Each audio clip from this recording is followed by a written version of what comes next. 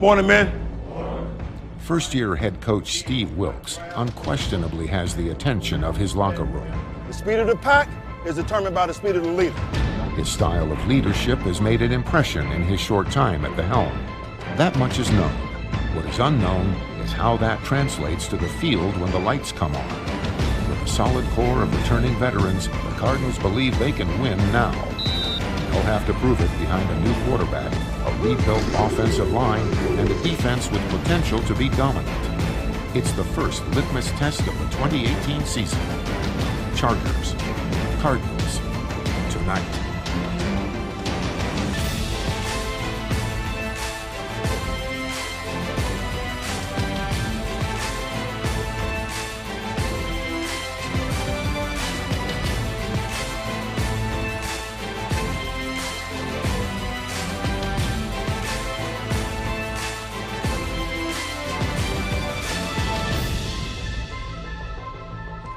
The NFL is back in Arizona. The 2018 Cardinals campaign starts tonight at University of Phoenix Stadium against the Los Angeles Chargers in preseason action. The Cardinals' quest for glory in the new season has a new leader. Steve Wilks starts his tenure as the Cardinals head coach after 12 years as an NFL assistant. But he's not the only new face in Arizona. We're here, though. Dave Pasch, Ron Wolfley, our 14th year together, 17th year for me. It's amazing I survived 3 years without you, Wolf. How about the quarterback room? An entire makeover for that group. Mike Glennon is here now. Josh Rosen, the Cardinals traded up to get him in the draft. And, of course, Sam Bradford, who is the Cardinals starter, assuming he's healthy. You know, David, there are three things an NFL quarterback has got to be. He's got to be smart, number one, of course. He's got to be capable of making all the throws on the football field, right? And he's got to be available. He's got to be durable. And this has been Sam Bradford's problem over the years, right? But Sam Bradford's got a big, beautiful brain. We all know that. He's got a great arm, which allows him to make all of those throws all over the field with accuracy. He's had a hard time actually staying on the field. That's been the problem, the availability part. But I am willing to say this, David, right here. If somehow, some way, Sam Bradford can stay healthy for 12 or more games, I think the Arizona Cardinals are going to surprise some people. He's one of 47 new players on the roster, 16 coaching changes for the Cardinals. We get to know all of them a little bit better tonight. It's the start of the preseason. Cardinals and Chargers from the desert, next. Arizona Cardinals preseason football is brought to you by University of Phoenix, the official education partner of the Cardinals. By Dignity Health. Hello, human kindness. By Desert Financial Credit Union. Wherever life takes you, we have your back. And by Hyundai, proud partner of the Cardinals. Well, Lisa Matthews here with you just minutes before kickoff. Well, it was just last week at the Red and White practice where starting center A.Q. Shipley went down. He ended up tearing his ACL. He's out for the rest of the season. Well, next man up, it's rookie Mason Cole, the third-round draft pick out of Michigan. He comes on from a pro-style offense under Harbaugh. He's extremely versatile and durable. And guys, get this, he hasn't missed a game since high school. Tonight will mark 105 straight starts for Mason Cole. Guys. Well, and the other thing about Mason Cole, he played just about every position on the offensive line for Jim Harbaugh in Ann Arbor. Not only that, David, once again, they're going to miss A.Q. Shipley. They're going to miss him in the huddle. They're going to miss him in the line. And they're going to miss him after the ball is snapped. I mean, this guy kept everybody accountable in the huddle, of course, and then he made all the calls on the offensive line. And then coming off the ball, he's pretty doggone good as well. Mason Cole's got some big shoes to fill.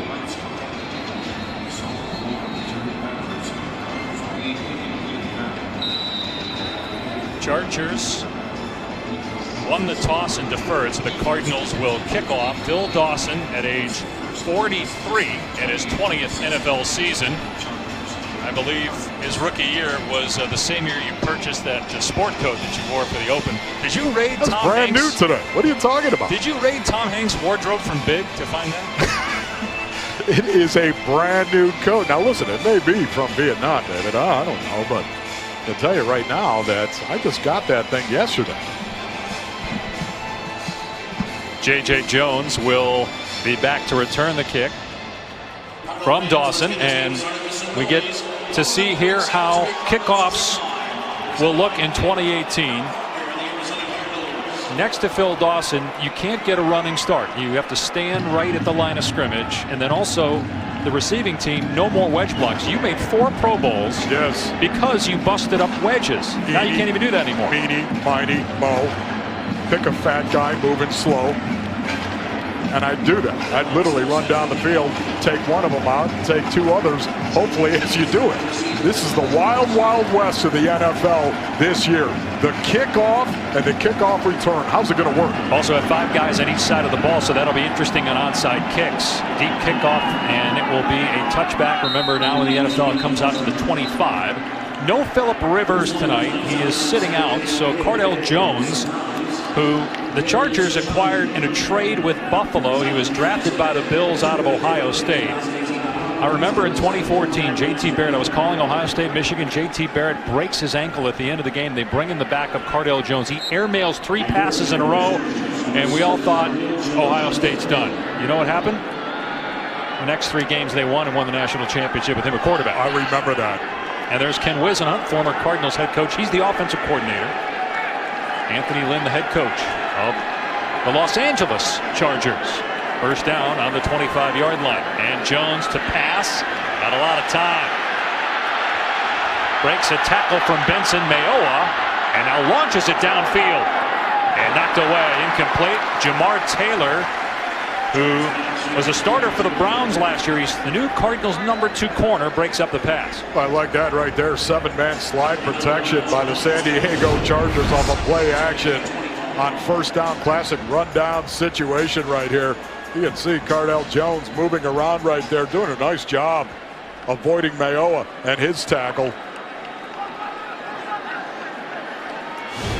He's a pretty good athlete for a guy 6'5", 250. Melvin Gordon, the running back, rushed for over 1,100 yards last year. He'll get the call here, and not much. Wrestled to the ground after a 1-yard gain. It's Jeremy Cash making the tackle. He's getting more time tonight because Deion Buchanan is not playing, but the injury's not considered serious for Buck. Well, I like Jeremy Cash, I really do. You know, some guys go out there, David, they play like a bloated circle, and other guys play like a pointy triangle. And I think Jeremy Cash is a pointy triangle. I watch this guy play the game, and every time he tackles somebody, it hurts. May take me a few minutes to figure out what exactly you just said. Third and 9. A bloated circle, David. Jones again with time, and it's broken up incomplete at the 45-yard line. Former Charger Trey Boston. He was a starter there and had 5 picks a year ago, but they didn't bring him back, and now he's a Cardinal. Well, I like that. A little 4-man rush right there being played by the Arizona Cardinals. A nice pocket, actually, for Jones. Stepped up, but once again, you throw the ball late over the middle, and you're just asking for trouble. We're going to get our first look here at Christian Kirk, the local kid from Scottsdale. Played at Texas A&M, was the 2nd-round pick of the Cardinals in the most recent draft. He's the #1 punt return man. Kaiser gets off a good kick, but returnable. Here's Kirk. Look out. And there's a seam for Kirk past the 40-yard line. Punter to beat, and Kirk trips. And he'll hear about that one for the next few weeks. But you still saw the skills there of Kirk, able to find that running lane before he stumbled. Beware the perpendicular line, David.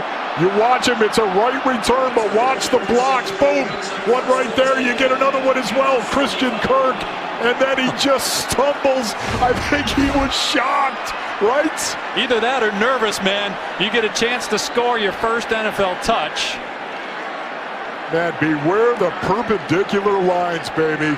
Gives the Cardinals excellent field position on the 45. And here's David Johnson, who's back after missing most of last year. Broke his wrist against the Lions week 1, and he picks up 14 yards on his first touch of 2018.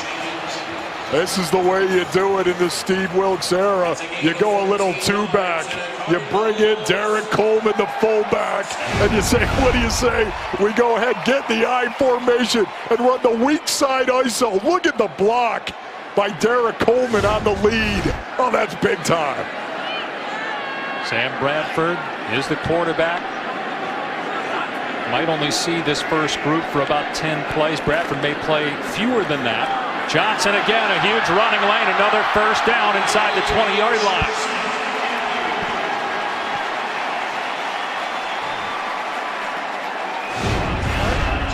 Go ahead, guys, and run this right here. Watch this inside zone.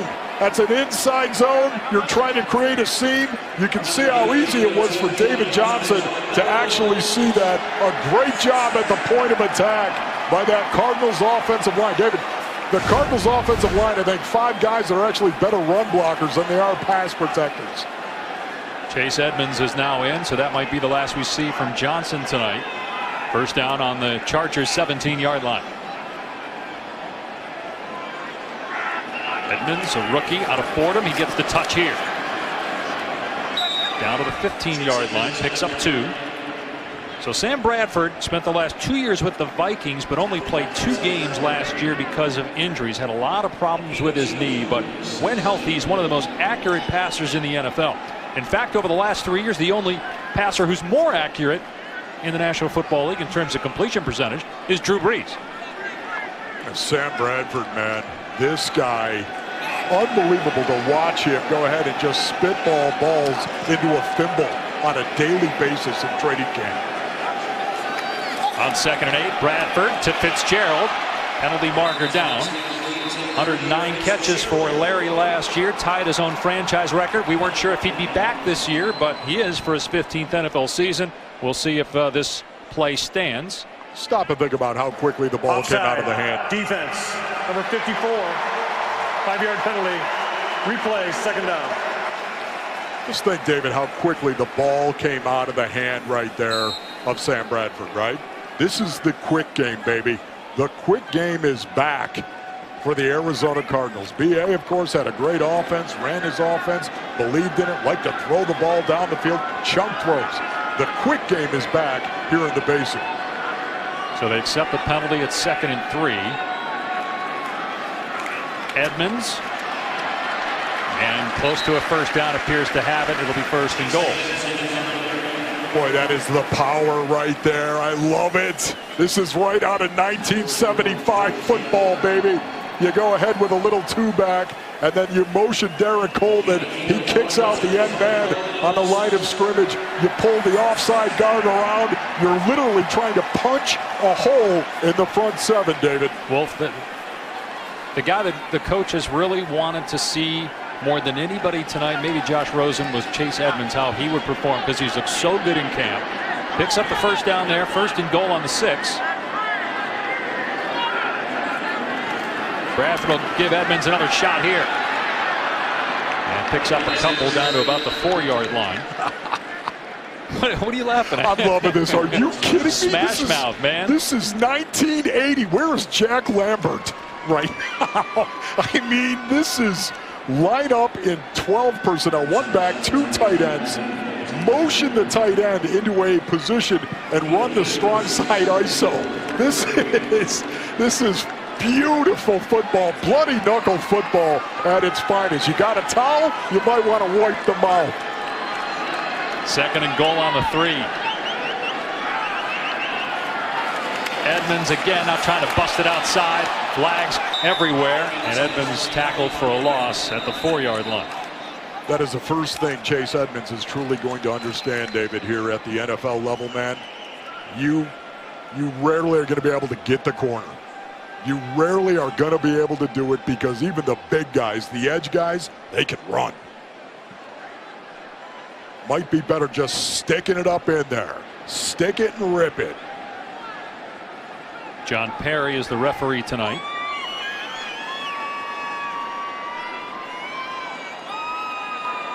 False start, offense, number 71. 5-yard penalty, replay, 2nd down.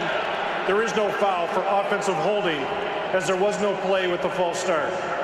Dead ball, pre-snap penalty on Andre Smith, who joined the Cardinals after a lengthy stint with Cincinnati's a former top 10 pick. With him and Justin Pugh, along with the return of Mike Iupati and DJ Humphries, both from injury, they're hoping this offensive line will be an excellent group in terms of run blocking.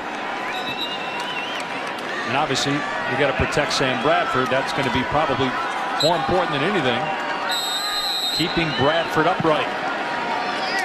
So 2nd and goal on the 8 after the 5-yard penalty on Arizona. Out of an empty set, another quick pass. It's pulled in inside the 5-yard line and down to about the 2. Ricky Seals-Jones, who had 12 catches last year as a rookie out of Texas A&M. Boy, this is it right here. This is the quick passing attack we've been talking about. Mike McCoy, the horizontal offense. Ricky Seals-Jones out of a trips formation to the right of Sam Bradford. A little sit down against zone right in the middle of the field. Great read, great throw. Get the ball out now. 3rd and goal on the 2. Derek Coleman is in as the fullback. And John Wetzel is in as an extra offensive lineman here. It's Edmonds, and he won't get in. Dropped at the 1-yard line. And it was Isaac Rochelle who made the tackle, and so let's see what the Cardinals do here on 4th down and goal from about the 2. Boy, I thought somebody got a little jiggy with it down there. I don't know if you happen to see the movement right before the snap of the ball. To me, it looked like somebody got away for it. Here we are going for it on 4th down, and why wouldn't you? You see Mike McCoy there. He will call plays from the field this year. Al Holcomb, the defensive coordinator, will call the defense from the field as well for Arizona. 4th and goal from the 2. And it's Edmonds with nowhere to go. Great job breaking a tackle, though, keeping his feet alive. I don't think he got in, but man. Oh, he did get in. Touchdown. He went nowhere. Initially. David, desperation is a wonderful master, isn't it, Chase Edmonds? Are you kidding me? How did he get that ball in? It looked like he was down 2 times. Tackled 2 times. You got to get him 3 times? Let's see. Hand. No, he's down there, Wolf. He was down. Okay, right there. Like yeah, I'm looking for his knee, David. Yeah, I saw it. But here's the thing with replay. He's down 3 times. He was chased 2 times. He was tackled 3 times on that play. But again, it's hard to see it. So, I mean, can you see for certainty that his knee's down? Every scoring play is reviewed, and you have to have indisputable video evidence. Is it there? Could you see for sure the knee was down? I thought so, but that's a good call by you, David. That's why you're the play-by-play man right there. Touchdown versus short of the lane. I thought he's down, but they're not supposed to overturn this unless they're positive that he was down. Ruling on the field is a touchdown. We'll come back and find out whether Edmonds was in or if the knee was down a few times. Ruling on the field stands. That was what John Perry, the referee, just told everybody here at University of Phoenix Stadium. You and I thought he was down, but again, because they ruled it a touchdown, you have to have indisputable, beyond all doubt, video evidence to overturn it. And you really couldn't tell for certain. We thought he was down a couple times, but what we think doesn't matter. It's a touchdown. You remember the game of Twister, David? You used to have that in your living room. Still do. The big Twister game, and you know, right hand, red dot. We're playing a big game of Twister down there. Dawson puts it through. 7-0 Cardinals. Let's take a look again at this touchdown by Chase Edmonds. It's either the greatest 2-yard run in NFL history or he was down a couple times. Watch this right here. Okay, let's just run that little strong side ISO right there. Oh, hand down. All right, hand down, man down. No. That was literally Twister right there. I'm going to take right foot green dot. And somehow, some way, his knee is not down. Oh, it's hard to tell. It is. Look at this right here. Yeah. Just lay out the butt guts up in front of you. That is the way you do it right there. Yeah, you can't tell for certain here, but on that second one, it actually looks like he's on top of a player. You still can't see the knee or even the ankle. Desperation is a wonderful master, baby. That's what we're talking about. You want to play desperately, especially when you're a rookie, and Chase Edmonds just did that. All right, so it all started with a Christian Kirk punt return, 45-yard touchdown drive. You saw 2 great runs by David Johnson to total 28 yards. J.J. Jones is deep, and this is a returnable kickoff. And Jones with a nice return past the 30-yard line. Slam to the ground at the 36. Chris Campbell, rookie from Penn State, made the tackle. Well, we said above all else. Maybe Josh Rosen is the other guy, but Chase Edmonds, the coaches really wanted to see how he would perform in a game, and he did not disappoint in that first possession. I guarantee you right now that'll make a coach hitch up the pants, if you know what I mean. Hitch, baby. I mean, that gets a coach excited when they see a guy play like that. Cardell Jones looking for Gordon, throws that one in the dirt at the feet of Gordon, who caught 58 passes a year ago. Chargers won 9 games last year. They started 0-4, won 6 of their last 7 because of guys like Gordon and Keenan Allen, and of course Phillip Rivers, who's not playing tonight. Boy, I love to see that. Did you see who was out on that? Hassan Reddick out there tracking Gordon in that situation. Reddick at times last year looked lost. He bounced around from outside linebacker to inside linebacker. Former first-round pick out of Temple. 2nd and 10 for LA. Gordon takes the pitch, and he's dropped. Corey Peters made the tackle. 9-year pro out of Kentucky. Boy, that was a great job by Corey Peters right there, coming down the line, right?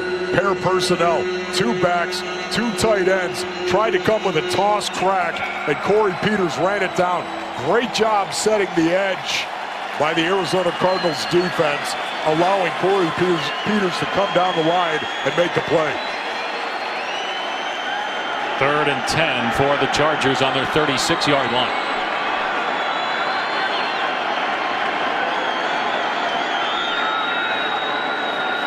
Cardinals blitz. Jones gets it out of there. A flag down. Jones lowers his head. He'll come up short of the line to gain. One of the points of emphasis is illegal contact by the defense down the field, and I got a bad feeling that that's what they're going to call here on Jamar Taylor. That was Antoine Bethea, who almost took down the quarterback. Well, I love to see that as well. They walked Antoine Bethea down late to the right of Cardell Jones, and suddenly fired his gun, coming clean. Illegal hands to the face. Defense number 28. 5-yard penalty. Automatic first down. So penalty on Jamar Taylor. So that's right here. Cardell Jones, now again, you lower your helmet and initiate contact, whether you're the defensive player or the offensive player. It is a penalty now based on the new helmet rule. Yes. I'm glad they didn't throw a flag, though. Just saying. Gordon off the right side. And you see the speed of Gordon. Picks up the first down to the 38. Buda Baker on the tackle. So here's the helmet rule, because I know a lot of people aren't sure how this is going to play out. You and I aren't really sure exactly. If you lower the head to initiate and make contact against an opponent anywhere, Wolf, it doesn't have to be to the head or neck area. If you do that anywhere, it's a foul. And again, it'll apply anywhere on the field at any time against anybody. Lowers the head. That's the big one right there. If you keep your head up, supposedly you're going to be fine. Gordon again running right, picks up just a couple. Now, I know a lot of people are concerned about how this rule is going to be officiated, but after you and I sat in the officials meeting and they went through us and told us about, look, it's fundamental football. Yes. You're taught as a kid, when you're a defensive player, head up, see what you hit. And that's what they're trying to get across, because it's a safety concern. Yes, absolutely. You can lower your pads. You just have got to keep the chin up.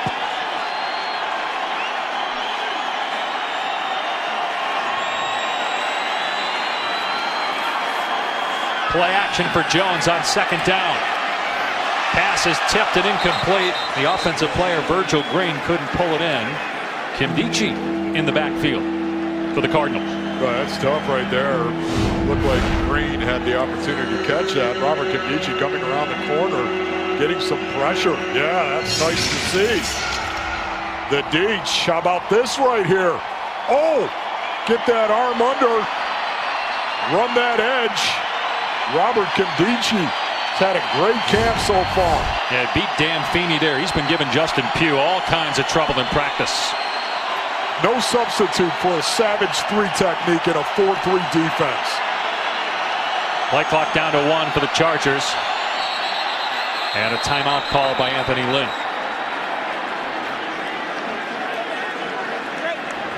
Kimdichie still looking for his first sack. He did have a fumble recovery for a touchdown, but it's a good sign seeing him get some pressure on that previous play. 7-0 Cardinals.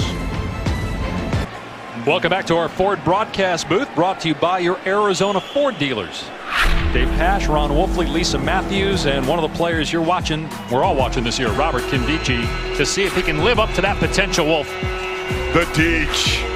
David, there is absolutely nothing more destructive in the football universe than a savage 3 technique. You see it over and over. Aaron Donald is a guy, gets the job done for the Rams, right? We've seen big contracts signed by a lot of guys. Robert Kimdichie, savage 3. First round pick in 2016 out of Ole Miss. 3rd and 8 for the Chargers. Jones with time, and his pass is pulled in for a first down inside the 30-yard line. Good throw by Cardell Jones to move the chains. Catch made by Artavis Scott. A 4-man rush right here, dialed up. Chandler Jones working on the edge. Nice job getting the edge, coming around. Gets a lot of strips. Oh, look at how close he was to stripping that football out of Jones's hand. NFL sack leader last year at 17. Good play that time by Hassan Reddick on Melvin Gordon, so it's only a 1-yard gain. Let's take a look at Hassan Reddick. Are you kidding me right here? This guy is developing little by little. He's learning to play off the ball. Hassan Reddick is a guy that, I'm telling you right now, kid wants to be good. Had a hard time picking things up last year. Has progressed. They're hoping for a breakout season. The Cardinals were bringing Pat P on a blitz. Movement by the Chargers. This is classic right here, David. Start. Offense, number 81. 5-yard penalty. 2nd down. You got the weak side of the field, the short side of the field, and you bring Patrick Peterson on a corner blitz. Now, why in the world would the Arizona Cardinals do that in a preseason game? Ask yourself that, David. Why would you do that? Everybody knows what you're going to do anyway at some point, so why not show it? I mean, Steve Wilks kind of said that to us, like, do we hold back? Do we not hold back? Does it really matter? People are going to figure out what you do anyway. But I even wonder, so what? Maybe we'll make you prepare for that and never use it. Well, there you go, right? Here's Jones on 2nd and 14, trying to set up the screen to Gordon. Little off balance as he caught it. Great balance by Gordon.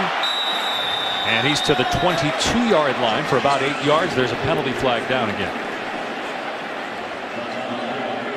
Have to figure this out right here. Budda Baker.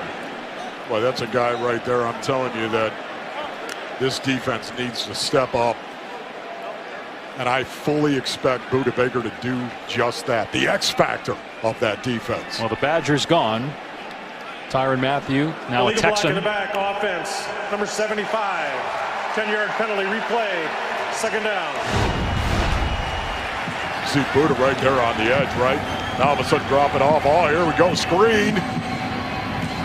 Yeah, that's call. Yep. That is the definition of pushing the back. And the coaches did clarify, because there was a lot of people wondering, would he play special teams? They said when the regular season starts, Budda will be on special teams. Went to the Pro Bowl last year as a teams guy. 2nd and 24. And Mike Williams snares that one. Williams out of Clemson, 1st-round pick a year ago, battled injury, caught just 11 passes. With a healthy Keenan Allen and Mike Williams, it's a pretty good 1-2 punch. This was an excellent offense last year. Yes. Oh, my goodness. They lit it up. Number 4 in yards per game. Number 4 in yards per play. Number 1 in passing yards per game. Number 2 in passing yards per play. You put it all together, that is good.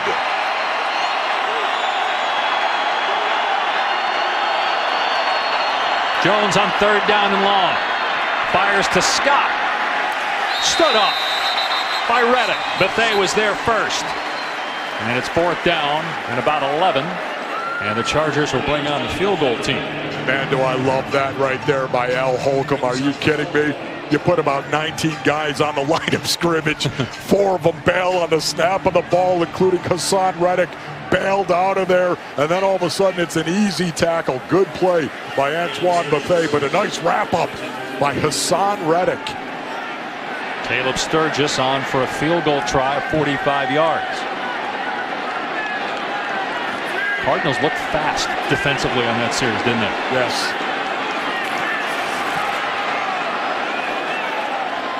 And the Chargers are on the board. 7-3 Cardinals. Gila River gives you the power to play your way. Sign up today at any Gila River location. You know, you don't get paid to read that, right? That's just part of what we do here. I'm just letting you know. I know that normally in your other job you get a fee for this, but yes, you just did that one on the kindness of your heart. TJ Logan, well, we have not seen him since the Hall of Fame game last year. Yes. When he got hurt, missed the entire season, but he's looked good in camp so far. Speaking of playing your way, here comes TJ Logan, baby. I love this kid. This kid's a madman with a ball. Out of North Carolina, 5th-round draft pick last year, won't get a chance to return. Sam Bradford is done for the day. Led that scoring drive, and that means our first look at Josh Rosen, rookie out of UCLA. The Cardinals traded up to get him 10th overall. He's 21 years old, youngest guy on the team. And when he was drafted, made the statement that 9 GMs made a mistake, the 9 teams picking in front of him. Now he clarified that later, saying it was just 3. The guys that drafted the 3 quarterbacks. Listen to the response here as Rosen takes the field. They know Wolf has a chance to be the quarterback of the future. The Red Sea is ready to water the Desert Rose, baby. Is he? Settle down. He hasn't even taken a snap yet. He's in there. The second-team offensive line is on the field. We heard we might see him with the first group, but he is going to go with the second team. DJ Foster gets the carry, and he'll lose yardage, brought down to the 24-yard line. Nice job right there by the San Diego Chargers and their gap discipline all the way across the board, stringing that tackle zone out. All right, well, what have you liked from Josh Rosen in camp, and is there anything that you don't like, what you've seen? Look, I like the fact that he's getting this offense in and out of a huddle. There doesn't seem to be an awful lot of confusion when he's in there. I just want to see him get the ball out of his hand quicker. That tells me his pre-snap read is good. He'll throw here on 2nd and 11. He got drilled that time. Pass was on the money. Melvin Ingram popped him, and the catch made by Christian Kirk. Boy, you want to talk about stare the Viper down. That's Melvin Ingram. Are you kidding me? You make that throw right in the face of Melvin Ingram. That's big time right there. That's right. You got a little grease too. Got knocked out, a little blood in your mouth, some dirt. Well, Rosen did have practice of that. He got hit a lot at UCLA. Did not have a great offensive line in front of him. Let's hope we change that trend here. 3rd down and 5. Final minute of the opening quarter. Another pass play. Rosen throws high. Tried to hit Seals Jones. Was being defended by Rayshon Jenkins. So a 3 and out. Well, check that it was Gabe Holmes, the intended receiver. Excuse me. There you go. Just a little sit over the ball right there. Right. Not a great throw. Looked like there was a little bit of confusion as well. But once again, this is to be expected for Josh Rosen. This is the way that it's going to go. There's going to be good possessions, bad possessions. You're going to miss protections little by little, baby. Andy Lee celebrating a birthday today. Gets the kick away. J.J. Jones is deep. Excellent punt by Lee. A flag down. Jones past the 20. Wrapped up about the 22-yard line. Hey, isn't it your birthday today, as a matter of fact? Don't worry about it. I mean, you're sharing a birthday with Andy Lee, the punter, of course. Is that a bad thing? Andy Lee's been to several Pro Bowls.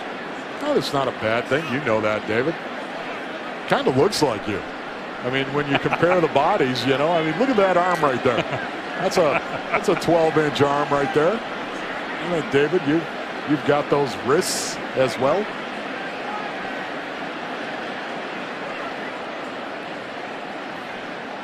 See, one of the officials has his hat off, which usually is an indicator that somebody went out of bounds and came back in and got involved with the play.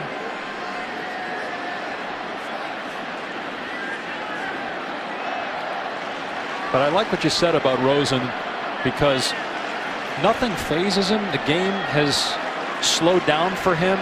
He's a really calm guy. Kind of reminds me of Aaron Rodgers, his demeanor a little bit. And it does seem as camp has gone on, and we've been at most of the practices, you've been at every practice, that the ball is coming out quicker. We're early in camp. He was holding on to it a little bit too long. This last week, there's no denying it. Josh Rosen got the ball out quicker. I will say that the first few practices, for the most part, I'd say the first 4 or 5 that I saw, the gap was really wide There's between. 2 fouls on the play. Unsportsmanlike conduct, kicking team number 26, who went out of bounds and stayed out of bounds prior to coming back. Holding, receiving team, by rule, Los Angeles has elected to re-kick. Oh, Wolf, your favorite play, the re-kick. Dreaded re-kick. Just imagine that. Ladies and gentlemen, you just got done sprinting down the field, right? Giving everything you had. Maybe you got waylaid. Maybe you waylaid somebody. Whatever it may be, now all of a sudden you've got to do it all over again.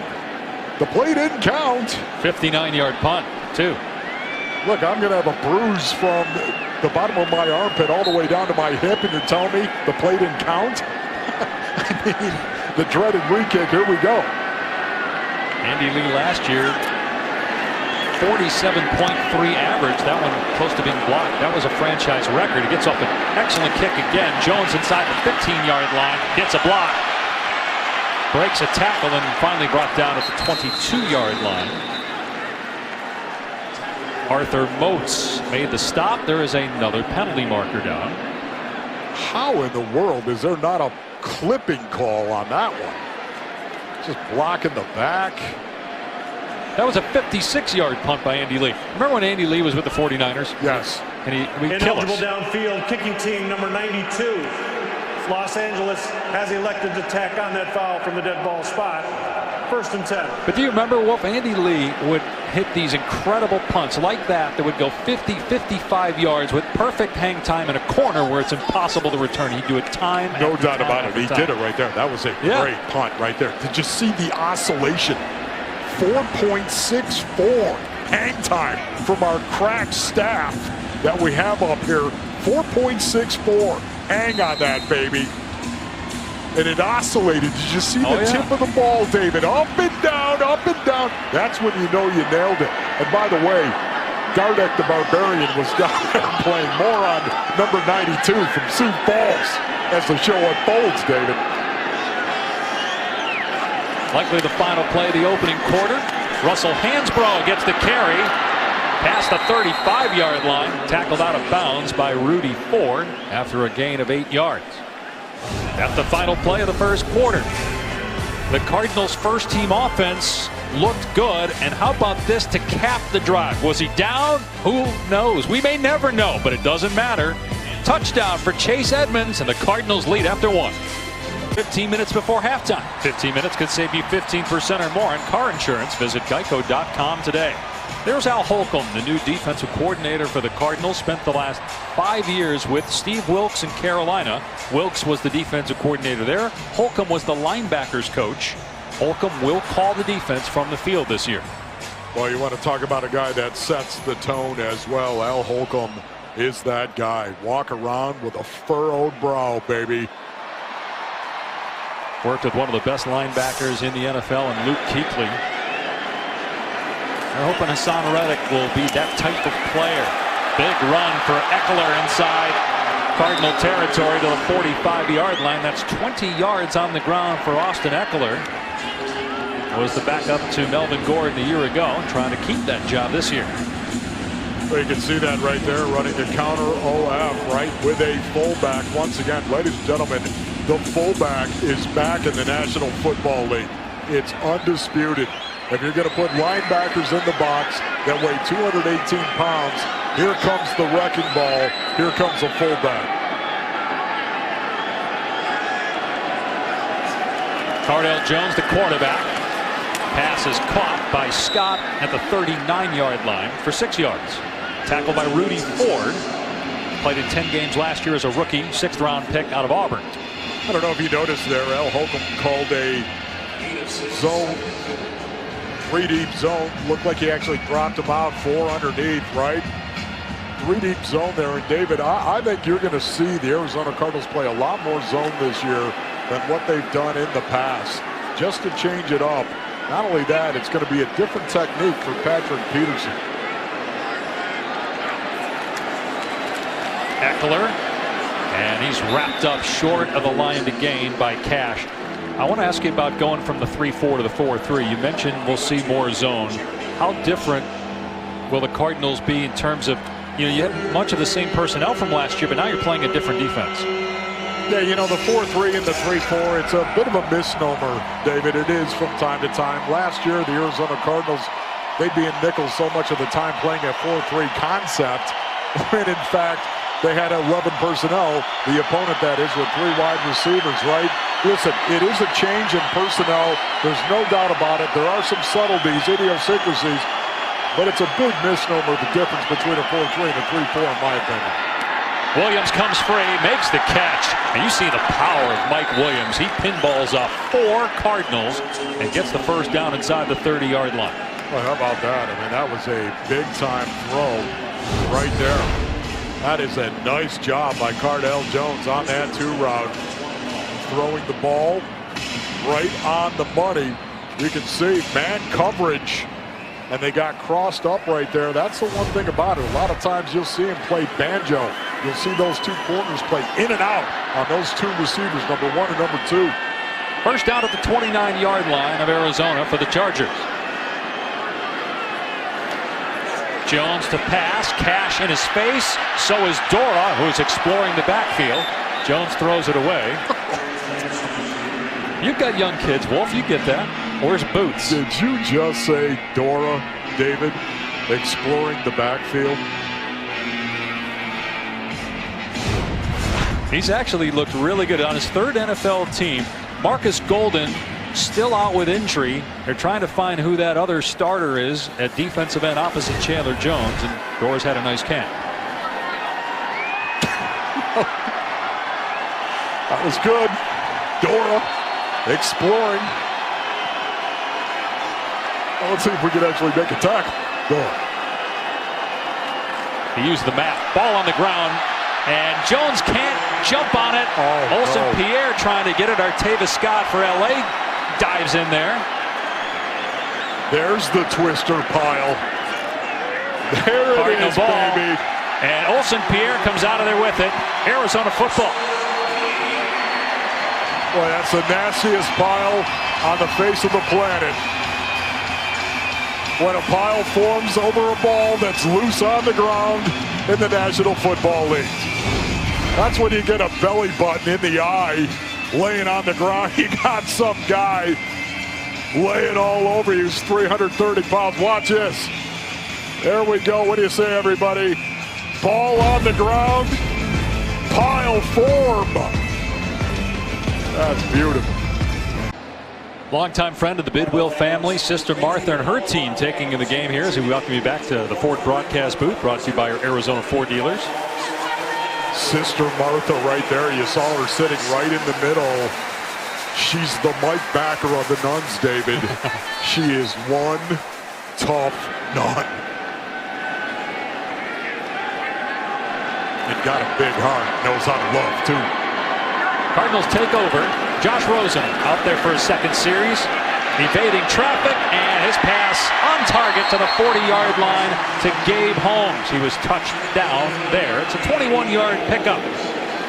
Do you know what I love about this right here? Watch Josh Rosen and his eyes. He keeps his eyes down the field. Low snap, now pressure, move around, drill in the pocket, and then throw the ball down the field. Keep your eyes down the field. Great job, Josh Rosen. Moves the Cardinals into Los Angeles territory. On the 40-yard line, give to Foster. Picks up maybe 2 to the 38. So with Josh Rosen and Sam Bradford, they get to work with Mike McCoy, who's worked with just about everybody from Peyton Manning to Tim Tebow. He won a playoff game with Tim Tebow as the quarterback in Denver. He also was the head coach of the Chargers at one point. Just a brilliant guy, really is, and understands the fact that You can't be dogmatic as an offensive coordinator. You have got to run an offense that your players can execute. I think he's really good for Josh Rosen. More on that in a second on 2nd and 8. Rosen off play action in trouble, and he throws it at the feet of an eligible player, the tight end home, so it's not illegal touching. I think the reason why Mike McCoy is good for Josh Rosen, Josh asks a lot of questions. He's really smart. He understands the game. Mike McCoy's not afraid to have questions asked. He's got very similar personality, very confident. You see his resume, it's pretty good. Yeah, once again, you know, you already said it, David, but you work with Tim Tebow to Peyton Manning and everything in between. Think about that for a minute. Phillip Rivers as well. Phillip Rivers as well had excellent years under Mike McCoy as the offensive coordinator, head coach. Rosen on 3rd and long, gets hit from behind and gets rid of it. It's caught by Foster. Still lost a yard, and it's 4th down. We'll see if the Cardinals punt it here. That's what they're going to do. Right there, you can see it. Josh Rosen getting some pressure on the edge, right, John? No, that's Will Holden, as a matter of fact, out there getting beat. Yeah, Nwosu, rookie from SC, got back there. Kind of a jailbreak here with the second unit, second offensive line here. That's got to tighten up for Josh Rosen as this game unfolds.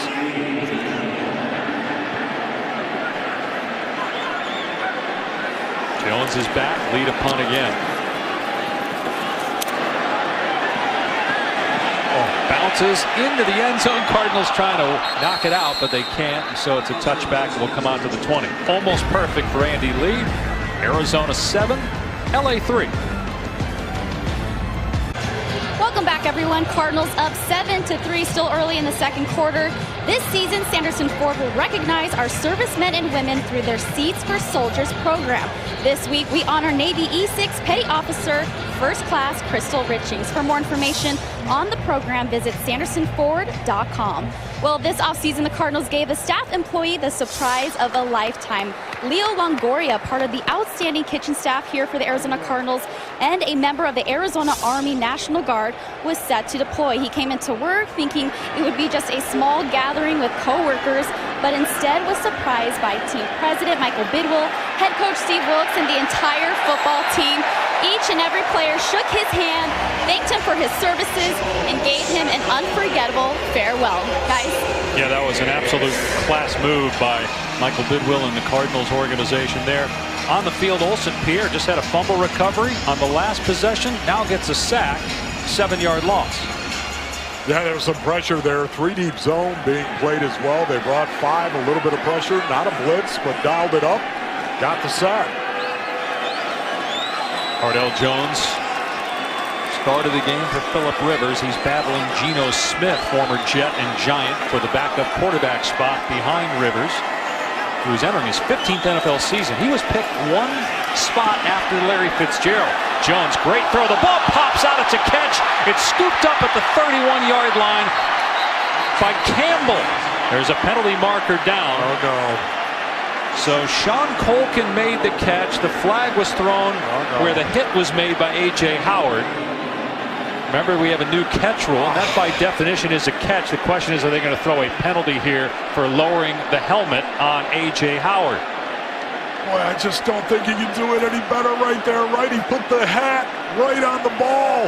Personal foul, defense, hit on a defenseless player, 15-yard penalty, automatic first down. So they didn't call it the helmet rule. They said it was a hit on a defenseless player, but he was a runner at that point. He became a runner. Boy, I hate that call. I'm just sorry I do. Seam pass right here against a 3-deep zone. He had plenty of room. I don't, oh my goodness. He's put the ball away. He's become a runner. Yeah, I think the hat was right on the ball. there was some confusion one of the other preseason games where they said hitting a defenseless player when it actually was lowering the helmet, because he wasn't defenseless. He had become a runner. I wonder if John Perry is Eckler gets the call here out to the 31. I wonder if he meant to say that that was the helmet rule and just said a defenseless player, because I think that was wrong by definition. He wasn't defenseless. He became a runner at that point. He took a third step. The new catch rule is 2 feet down on a football move, which includes a third step. That was a third step. So that was a catch and a fumble, but obviously it's off the board. Boy, I'll tell you, that's very, very difficult for me. I don't know how you teach his. Look at He's not defenseless. No, he's not. Well, but the only thing is, did he lower the helmet? It's got to be the lowering of the helmet. I think that's what it is. It was the lowering of the helmet. Howard could have done a better job of keeping his head up. Yep. No doubt about it. But again, it's initiating and making contact as Eckler runs left and gets a couple more yards. If you lower your head, initiating contact and make contact with the ball, then it's not a penalty. I just don't know. I know. Man, I'd love clarification on that. Great job by Rodney Gunther coming down the line, making that play right there. You can see him. This is a guy that's got to step up for the Arizona Cardinals in that defensive line. They need Rodney Gunther to be the force and a guy that can come in, play the 3 technique, play the 5 technique, play the 1 technique over the center. 3rd and 6 for the Chargers on their 32-yard line. Pressure up the middle, and Jones takes off. Reaches out and is going to be close to the first down.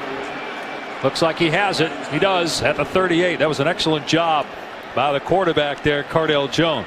Yeah, good job. Good coverage down the field, right? Good job on pressure. 4-man rush, getting them out of there. Cardale Jones showing those good feet.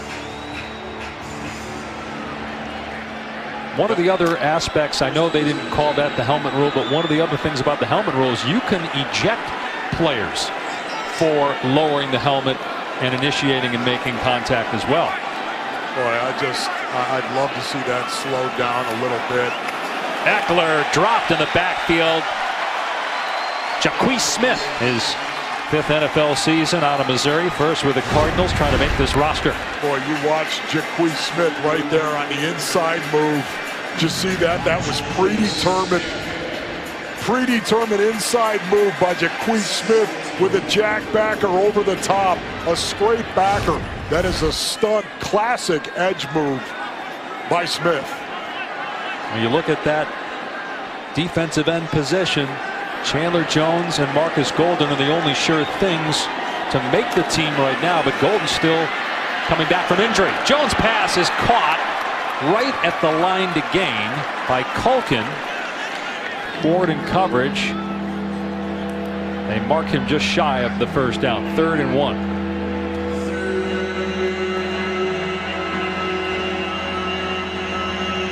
Boy, I'll tell you, that's something that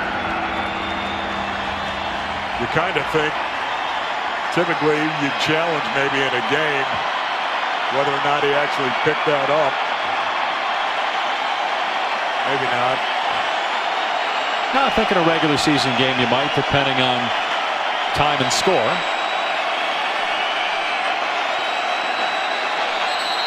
And the play clock was at 1. They have to burn another timeout. Second time Chargers have come that close to getting a delay of game foul. Timeout, Los Angeles.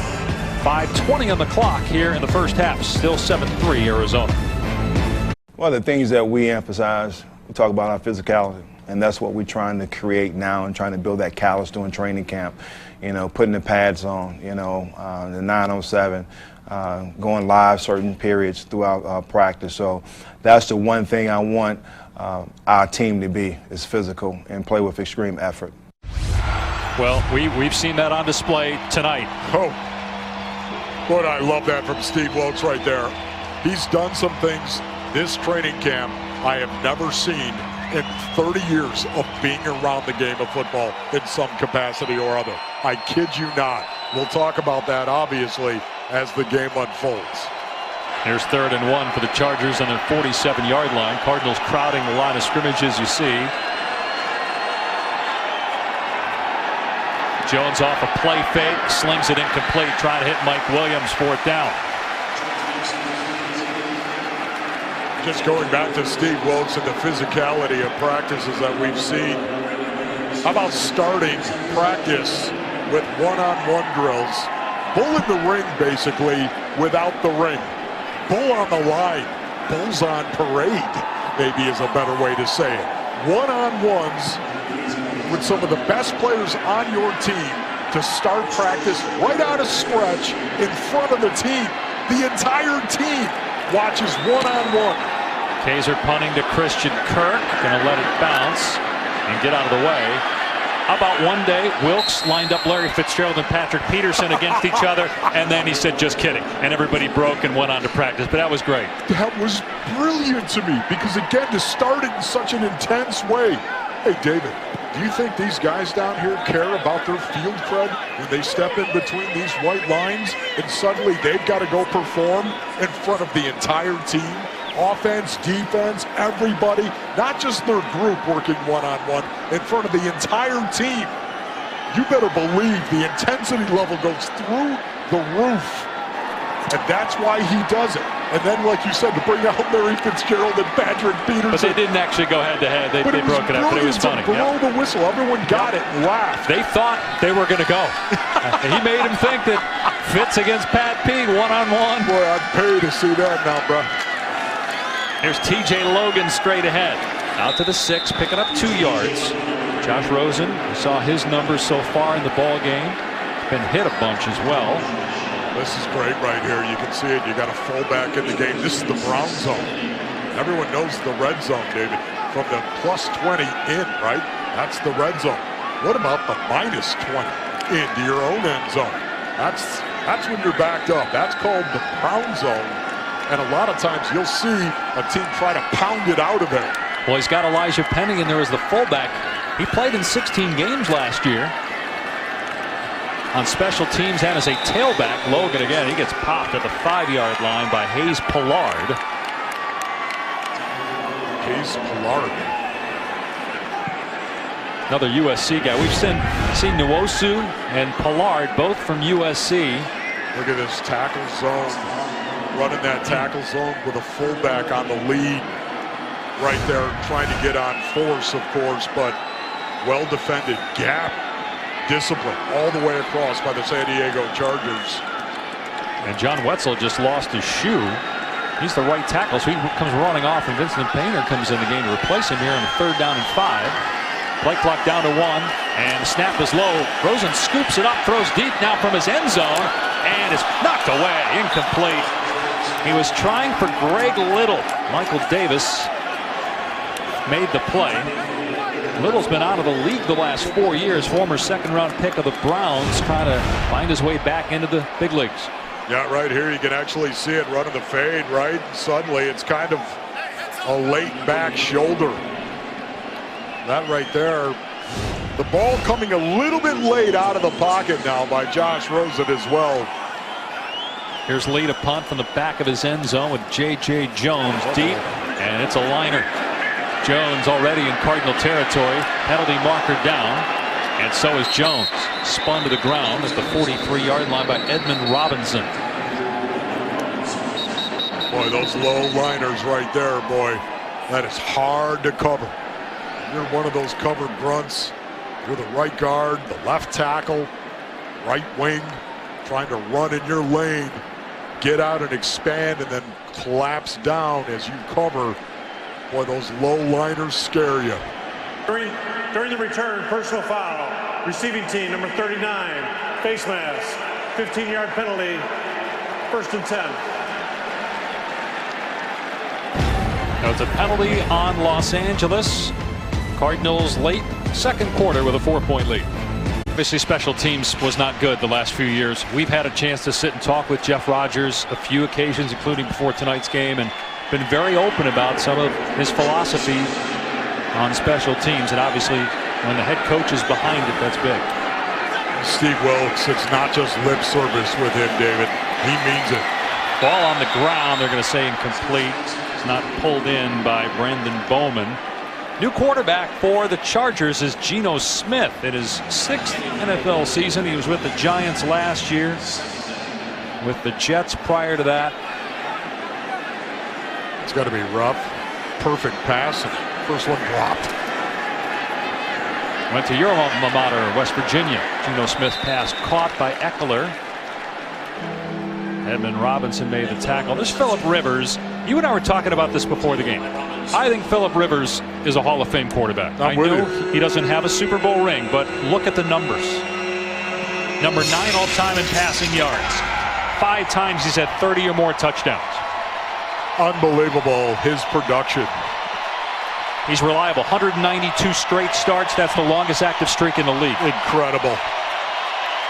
Won some playoff games. And he's a leader, David. Boy, he is a leader. You watch him. He'll get after you. Smith drilled on 3rd down, dumping it off to Eckler, able to break a tackle, breaks another one, look out! Eckler inside the 30, finally driven out of play. That started, though, with Brandon Williams missing a tackle and an opportunity to keep Eckler from getting the 1st down. Boy, you hate to see this right here. Brandon Williams coming up, got a clean shot on that tackle. Well, you know what? Sometimes things just don't go your way. You work, you put yourself in perfect position to make a play, and you can't finish it. That's going to be a minus in the film room. Williams not only fighting for a starting spot, but just fighting to make the roster. Hand off to Hansbrough, leaps over a couple guys, flagged down. Williams makes the tackle this time. Looked like Supelli, a new Phoenix native, was on the practice squad last year, was held. Boy, that was brutal right there. Anu just getting pancaked because he was being held. Anytime you get turned like that as you're being held and down to the ground, you go, what? Why are you looking at me laughing? The name of the player who got called for holding, Zach Golditch. Okay. Isn't that funny? I don't know. I don't know. Zach Golditch. Is that right? The ditch instead of the beach? I don't know why I found that humorous. It's kind of things you laugh about in preseason. Anu did. Big Red with a t-shirt gun back here at University of Phoenix Stadium. Dave Pasch, Ron Wolfley, and Lisa Matthews. 7-3 Arizona. Chargers on the move with Geno Smith at quarterback.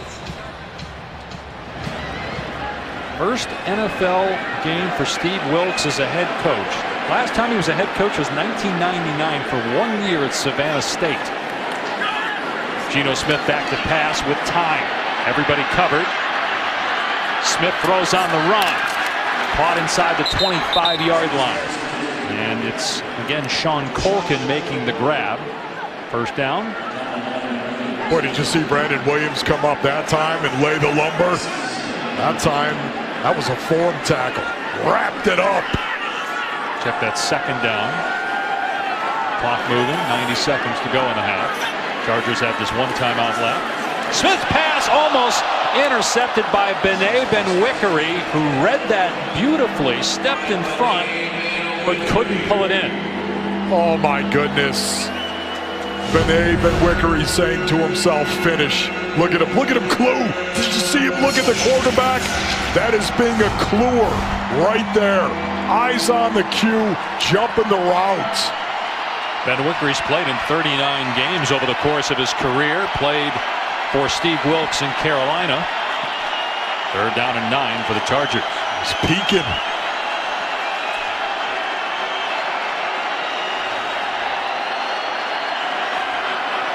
Smith takes off on the quarterback draw. And one of the new rules is they spot the ball when you slide. It's where you start your slide. A quarterback could slide and actually, in previous years, pick up yardage before he was touched, but now they're going to mark you down the second you start your slide. It really wouldn't have mattered there in terms of 1st down, but it's just a new rule we want to tell you about. Yeah, dialed up a little pressure on that as well. Brought 5. Al Holcomb not being quite as vanilla here on 3rd downs, and that really is going to be the big thing. I think defensively for the Cardinals, they're going to use about 4 coverages, 4 defense for the most part. And then I think they're going to mix it up like everybody else on 3rd down. But I think 3 or 4 coverages, David, those are the defenses they're going to play. Really base play fast, great talent.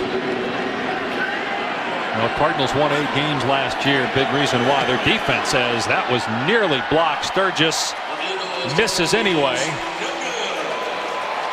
And how about Chris Campbell? He hasn't been great in camp, but he's flashed tonight. We've seen him almost block a field goal and also make a couple plays on defense.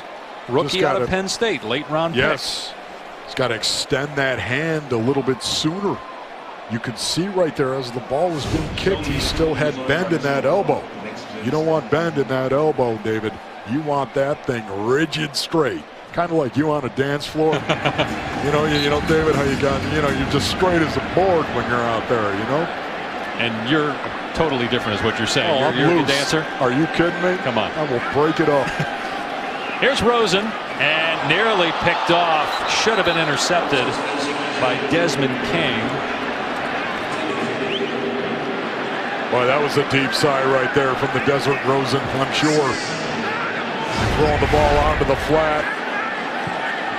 Throwing it on the out route right there. That should have been going the other way. That should have been pick 6 for the most part. Hey, every throw is a learning process for Josh Rosen. 2nd and 10 for Rosen and company on the 31. Another low snap. Rosen fires down the seam. That hit the helmet of a defender. It was King again. Going for Christian Kirk. 3rd down. It really wasn't that bad of a throw right there. I think Christian Kirk lost that ball. You got to do a better job of locating it right there, because I think honestly could have made a play on that had he seen the ball. I don't think Christian Kirk actually picked it up on his radar. Well, every throw that Josh Rosen makes is going to be heavily scrutinized in preseason, but the bottom line is Sam Bradford's the starter. Rosen needs time to develop. He is far from being a finished product, but there have been a lot of signs of great potential as Rosen makes a mistake here. Delay a game. That's on the quarterback. By direct penalty, 3rd down. Right on cue. Got to understand where you are. Got to know that you have 2 timeouts. Take one. Yep. Don't waste 5 yards. Yep. I mean, this is the thing you wanted to see, right? You want to see him get in and out of the huddle. You want to see him actually get to the line, execute plays without confusion, without having to re-huddle or call timeout, or take the delay of game penalty here. Play clock is winding down here. It's at 1. They get the play away. Rosen in trouble, and down he goes inside the 20-yard line. Penalty marker down.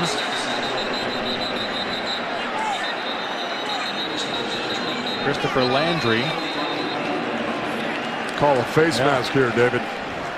Well, one of the other new rules is you can't, once you make a sack, you can't pounce on the quarterback and kind of rub your body. By the defense, illegal use of hands. Defense number 23. Penalties decline. Personal foul. Face mask. Defense. 15-yard penalty. Automatic. 1st down. I think that was Corey Leach. It's interesting that he's even in there. He's a starter. They told us he wasn't even going to play tonight, but he's out there right now, and he committed the foul. Maybe that's why. 94. Face mask.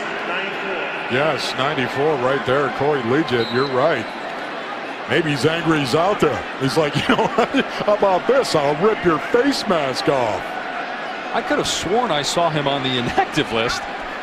But again, he's out there at the end of the half. Here's a screen to Foster on 1st down. Past the 45 and knocked out of bounds. 54 seconds to go. Cardinals have 2 timeouts left. Well, I like that right there. That is a big break, right? Nice job, though. You know, that's the one thing the Cardinals have really worked on here. Watch the screen.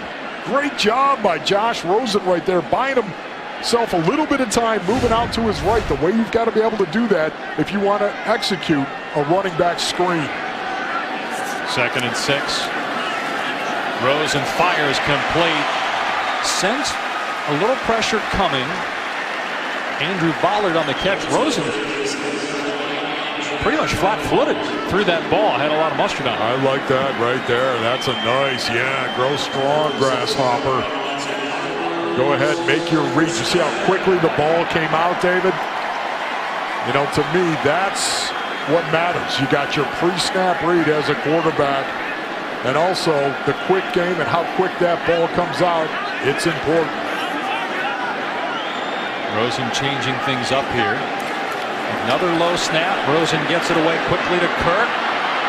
Inside the 45-yard line, picks up just 3 yards, and the Cardinals going to call a timeout here that will leave them with 1 and 42 seconds on the clock here at the end of the first half. Yeah, Daniel Munier's got to do a much better job. It's happened 6 or 7 times so far. I mean, how many times you've seen Rosen have to pick it off the ground? Yes. Great job by DJ Foster. Just see him come over and pick up that A-gap blitz. Boom! But we'll think about how often Rosen's rhythm is off because the snap is bad. Yeah, there's no doubt. You know, you have to go down to get the ball. It takes your eye off coverage. And if you're playing quarterback in the National Football League, that is the last thing you want to do, is take your eye off coverage.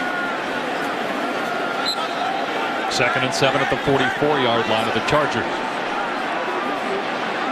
Rosen in the gun again. Rosen with a clean pocket, back shoulder throw. What a catch by Little, inbounds to the 26-yard line. Here. Trying to make the roster after being out of the league the last 4 years. He's had an excellent camp. Greg Little, 29 years old. Boy, what a great throw right here. This is like eating spicy beef jerky on your porch of your beach house. Throwing the ball like that. Looked like Greg Little may have actually been out of bounds. Yeah, and all reviews inside 2 minutes come from the booth, and so they're going to look at this one. But man, that was a great throw by Josh Rosen. Back shoulder. Yeah, he's clearly out. Official. Somebody's going to regurgitate the beef jerky. But that was good, though. I mean, again, that's one of those where Mike McCoy's going to sit down with Josh Rosen in the film room and go, hey, bud, nice read. Nice throw on the back shoulder right there. Excellent job. That's going to be a plus, David. Not a minus. Well, the Cardinals know this is coming back. They've already gone back to the previous line of scrimmage. By the way, receivers 2 through 6 wide open. Greg Little hoping to be in that group. He's had a good camp. It's an incomplete pass. The receiver only got 1 foot inbounds. It'll be 3rd down. Please reset the game clock. 38 seconds remaining. 3-8 on the game clock, please. Well, you hate to see that, too. It was a nice play on the ball by Greg Little as well, right? Love to see him get that 2nd foot down. A guy that's trying to get back into the league. He was so productive his first 2 seasons in Cleveland, and last played in 2014 with Cincinnati.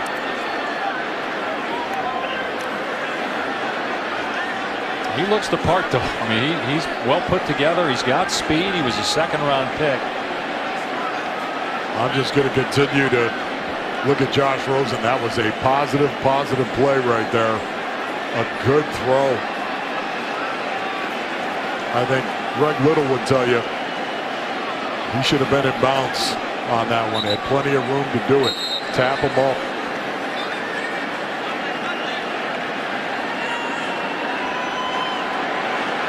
Third and 7 for Rosen at the 44-yard line. Another terrible snap. Rosen scoops and throws a dart, knocked away from J.J. Nelson by Jeff Richards. And J.J. Nelson, not a sure thing to make the roster.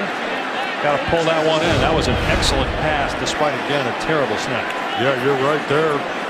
That is going to be another plus for Josh Rosen. I love it. Got a little pressure on him. Made a very accurate throw. JJ's got to come down with that ball.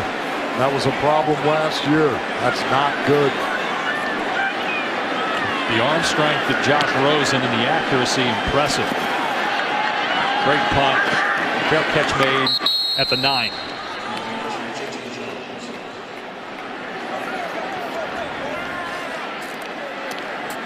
Well, everybody has an opinion on the Cardinals' new quarterback, Josh Rosen. Here's Pro Bowler and NFL sack leader from a year ago, Chandler Jones.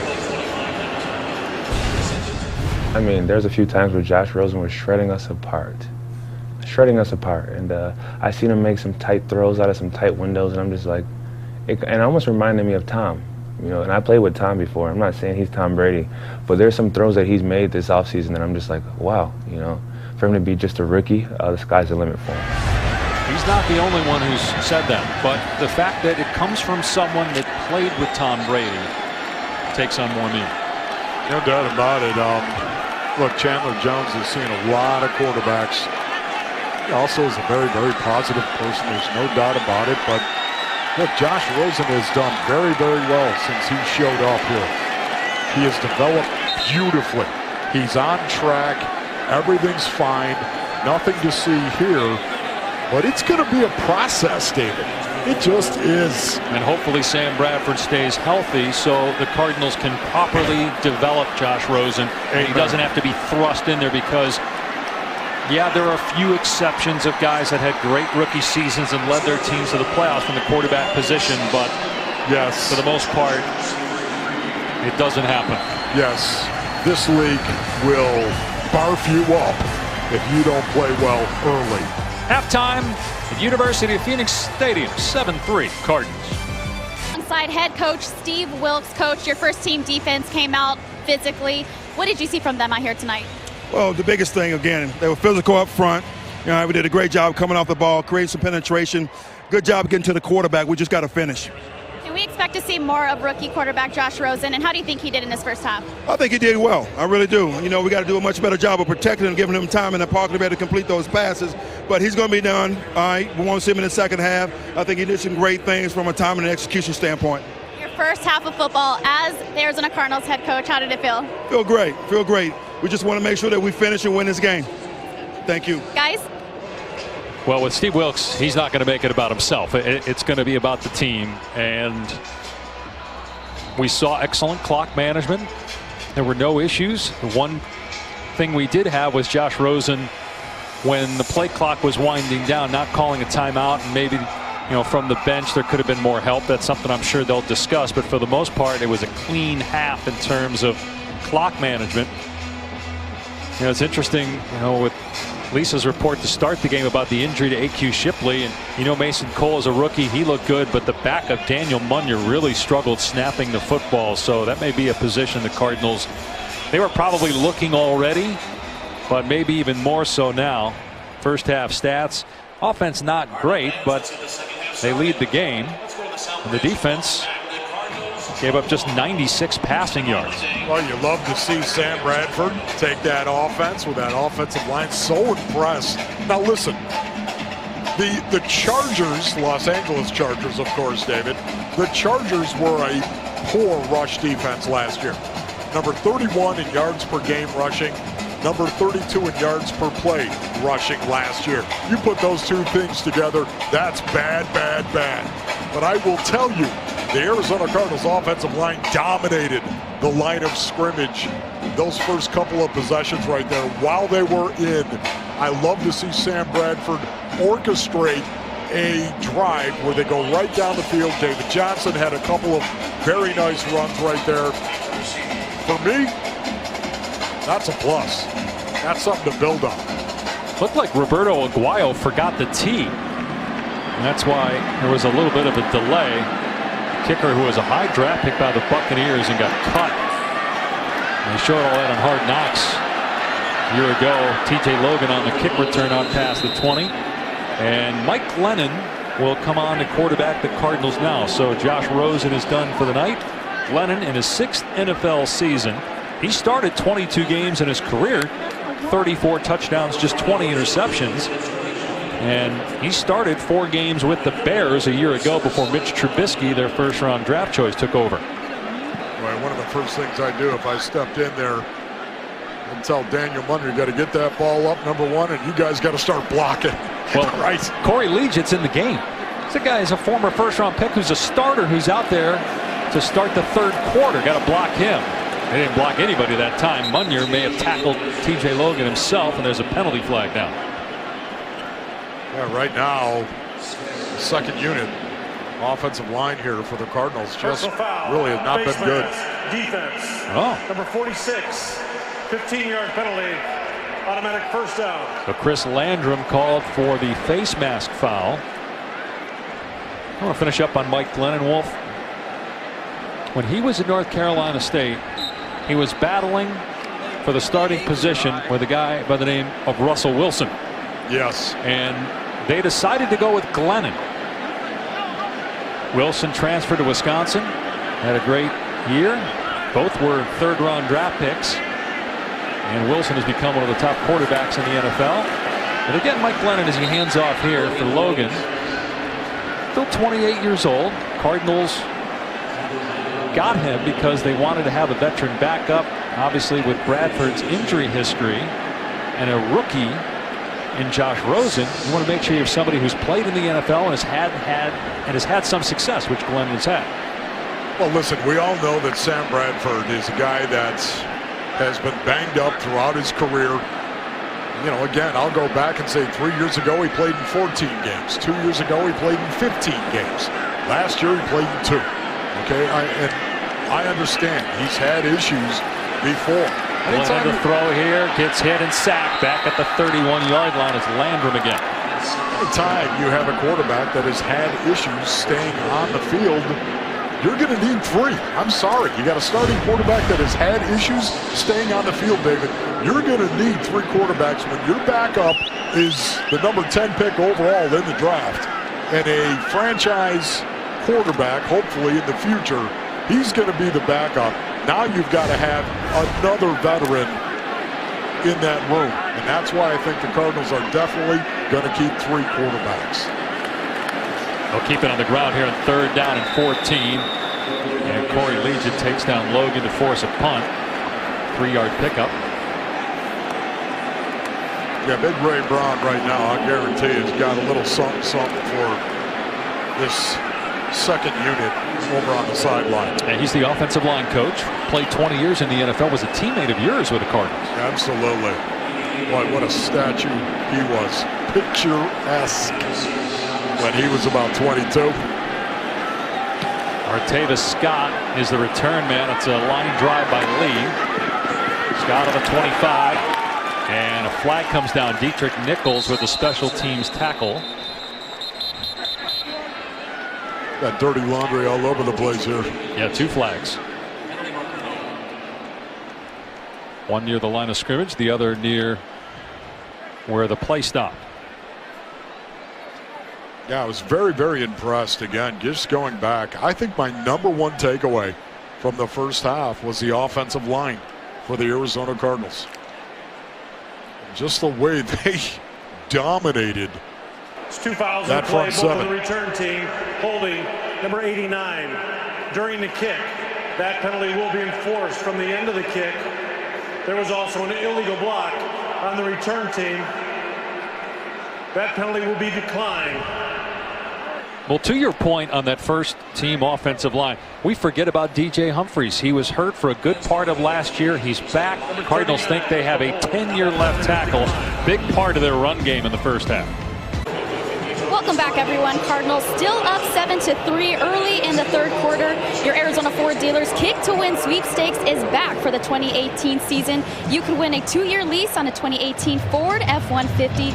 Just visit buyfordnow.com and stay tuned for more information and registration details.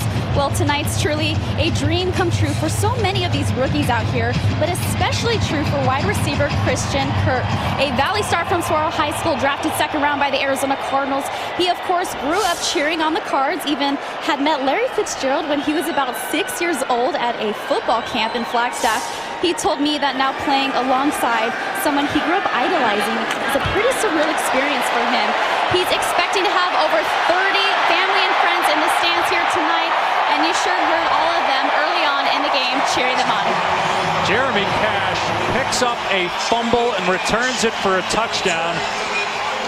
The ruling on the field was a catch. It was Bené Ben-Wickery that forced it out. Jeremy Cash scoop and score. And there it is, 2 feet down on a football move by Derek Watt. That is the new catch rule, which is a third step. After you get 2 feet down, that's what happened. Clearly a catch and a fumble. And it looked like Cash stayed in bounds when he picked it up. Well, you go back and you look at it as well. Watch this. Derek Watt, here comes the bloated circle I was talking about earlier. That ain't Ben Wickery coming up and playing like a triangle. That's how you play this game, baby. Ball out on the ground. All scoring plays are reviewed, so they're looking at this, but I think it should stand because, again, based on the new parameters for a catch, 2 feet down and a football move, which includes reaching out or taking a third step. It appeared that that third step was taken, therefore he became a runner. It's a fumble and a touchdown. We'll see if it holds up. So the ruling on the field stands. It is a catch because Derek Watt had control. 2 feet down, made a football move. But Ben Wickery forces the fumble. Jeremy Cash, scoop and score. Boy, what a thing of beauty that is right there. Did you see Ben Wickery put the helmet right on the ball? Blood farming still exists in the National Football League. Helmet on the ball. And Dawson puts it through. 14-3 Cardinals. All right, let's welcome in Director of Pro Scouting for the Arizona Cardinals, Quentin Harris. Q, thanks for stopping by. And Wolf, you should know this above all else about Quentin Harris. He attended the Harvard of Central New York, Syracuse University. You're talking welcome. about Syracuse. Yes, thanks guys for having me. And Wolf, we are everywhere. You know what? You know my older brother Craig went to Syracuse. Right? Yes. Played 12 years in the National Football What League, happened? of course. You had a chance, Wolf. What happened? You don't really want to know because I went on my recruiting trip and I realized how big my brother was on campus.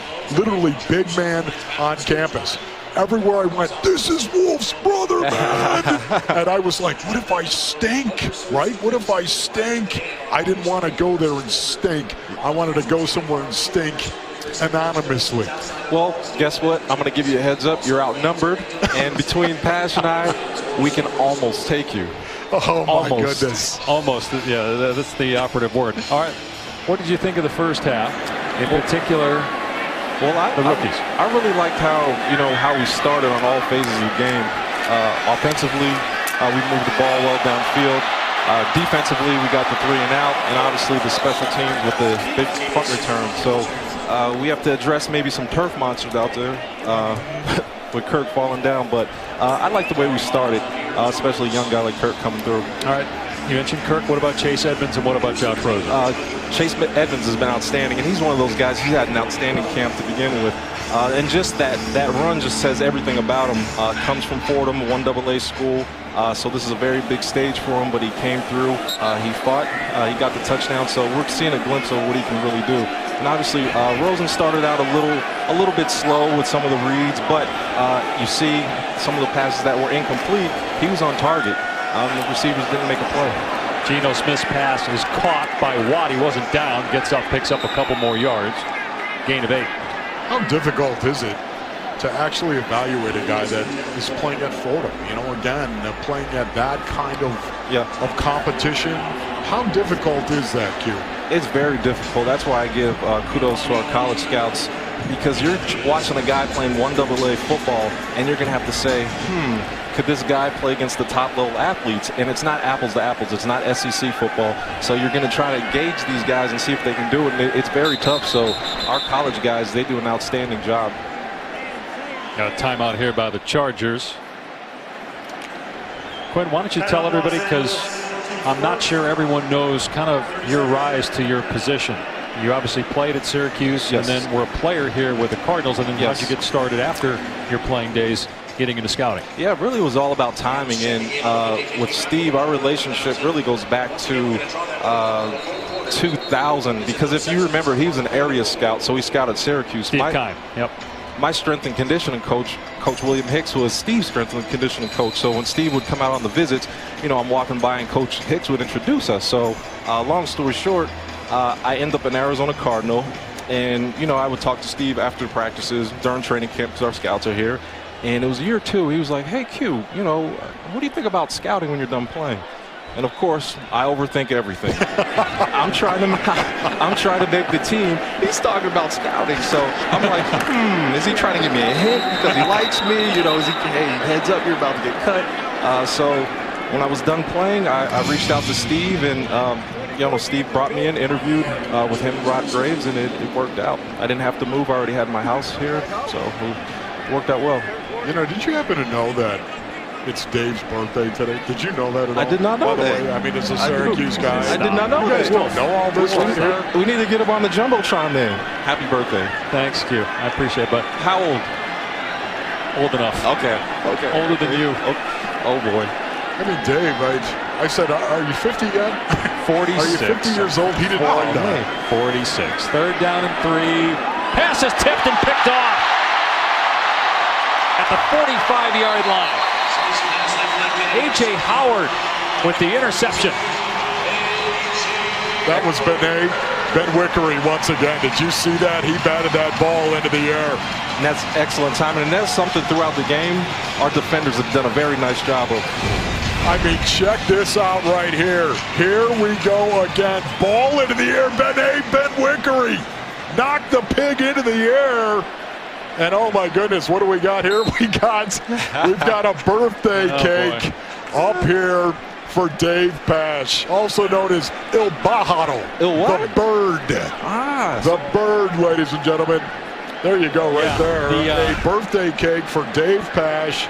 Happy birthday to you. Happy birthday to you. Happy birthday, dear Dave. Happy birthday to you. Thank you, guys. It's, you know, I love the Syracuse jersey. 44. You know, this is not the first time I've gotten a cake on TV. Maybe you read about that. No, I did Bill not. Walton was the last person. Yeah, Bill Walton gave me a cake one time. Okay, there you go. You can read about that. It's a good thing we're not going to smash blow these candles out, don't we? I guess. Is this good? We got to blow these candles out, don't we? What kind of cake is this, first of all? I mean, keep it clean if you know what I'm talking about here. We might want to sample that thing. Am I supposed to blow? Are you waiting for me to blow the candles? That's what we're doing. Keeping us in suspense. Right out loud, you know, I mean, I've heard of. Oh my goodness! Will you please take it easy? What do you mean? You told me to blow it on. I didn't tell you to yak all over the thing. I spit on the piece that you're supposed to have. But real quick, you're an undrafted free agent, Mr. Howard. Those are the things you got to do. Those are the plays you got to make. Who else has stood out to you, not just in this game, Quentin, but throughout training camp? Maybe some of the guys that are off the radar that the fans don't know about that you like so far. Well, he may not be off the radar, but he plays an off-the-radar position. I'm talking Mike Upati.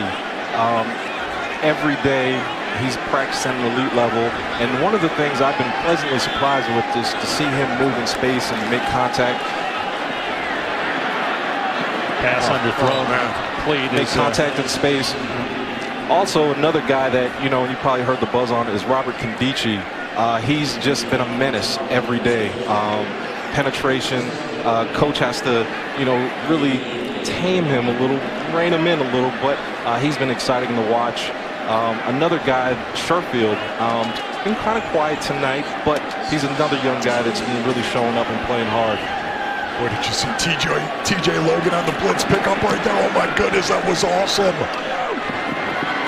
Stick your face right in there. Punt goes into the end zone. It's a touchback. Quinn Harris, thanks, my man. Thank you for having me. Great job, Q. Great job, Q. Happy birthday. You, man. Thanks, brother. Appreciate it. Director of Pro Scouting, Quentin Harris, joining us. Cardinals in front 14-3. The day after every Cardinals win, get 50% off regular menu price pizzas. Use promo code Cardinals50 at papajohns.com. Our thanks to Director of Pro Scouting, Quentin Harris, for joining us. One of the reasons that Q is up here is Steve Keim remains on team suspension. Steve going to be back here in a couple weeks, and Michael Bidwill has been even more involved, the president of the team, seeing all the different aspects of how everything works in the front office, and guys like Terry McDonough, Quentin Harris, Drew Grigson, other scouts, Mike Disner, just getting a chance to see their involvement, all that goes into decision making when a player is injured. You got to go find somebody else to add to the roster, and this group has done a great job. And look, Michael deserves a lot of credit for that. Steve deserves a lot of credit for that, for hiring these guys and putting them in a position. They really haven't missed a beat over the last few weeks, and look forward to Steve being back with the team here at the end of the month. Yeah, there's no doubt about it, David. They've done a great job in a very tough situation. Second down. Obviously a tough situation for all parties involved, and Steve has gone through the discipline of it. He will be back, and he will be back, and he'll be stronger than ever. And yet, I know that all these guys that have stepped up in his absence have done a great job. 2nd and 15 for the Chargers. Geno Smith back to throw. Smith and a wide open receiver near the sideline. Artavis Scott, he's short of the line to gain, so it'll bring up 3rd down. So impressed right now at what I'm seeing with Bené Ben-Wickery once again. I mean, just the fact that he's been involved in 2 turnovers tonight, 2 takeaways. Yeah. Steve Wilks makes such a big deal of it, David. Are you kidding me? Oh my goodness. The takeaway. It is critical in the game of football. And to see him involved in not 1, but 2.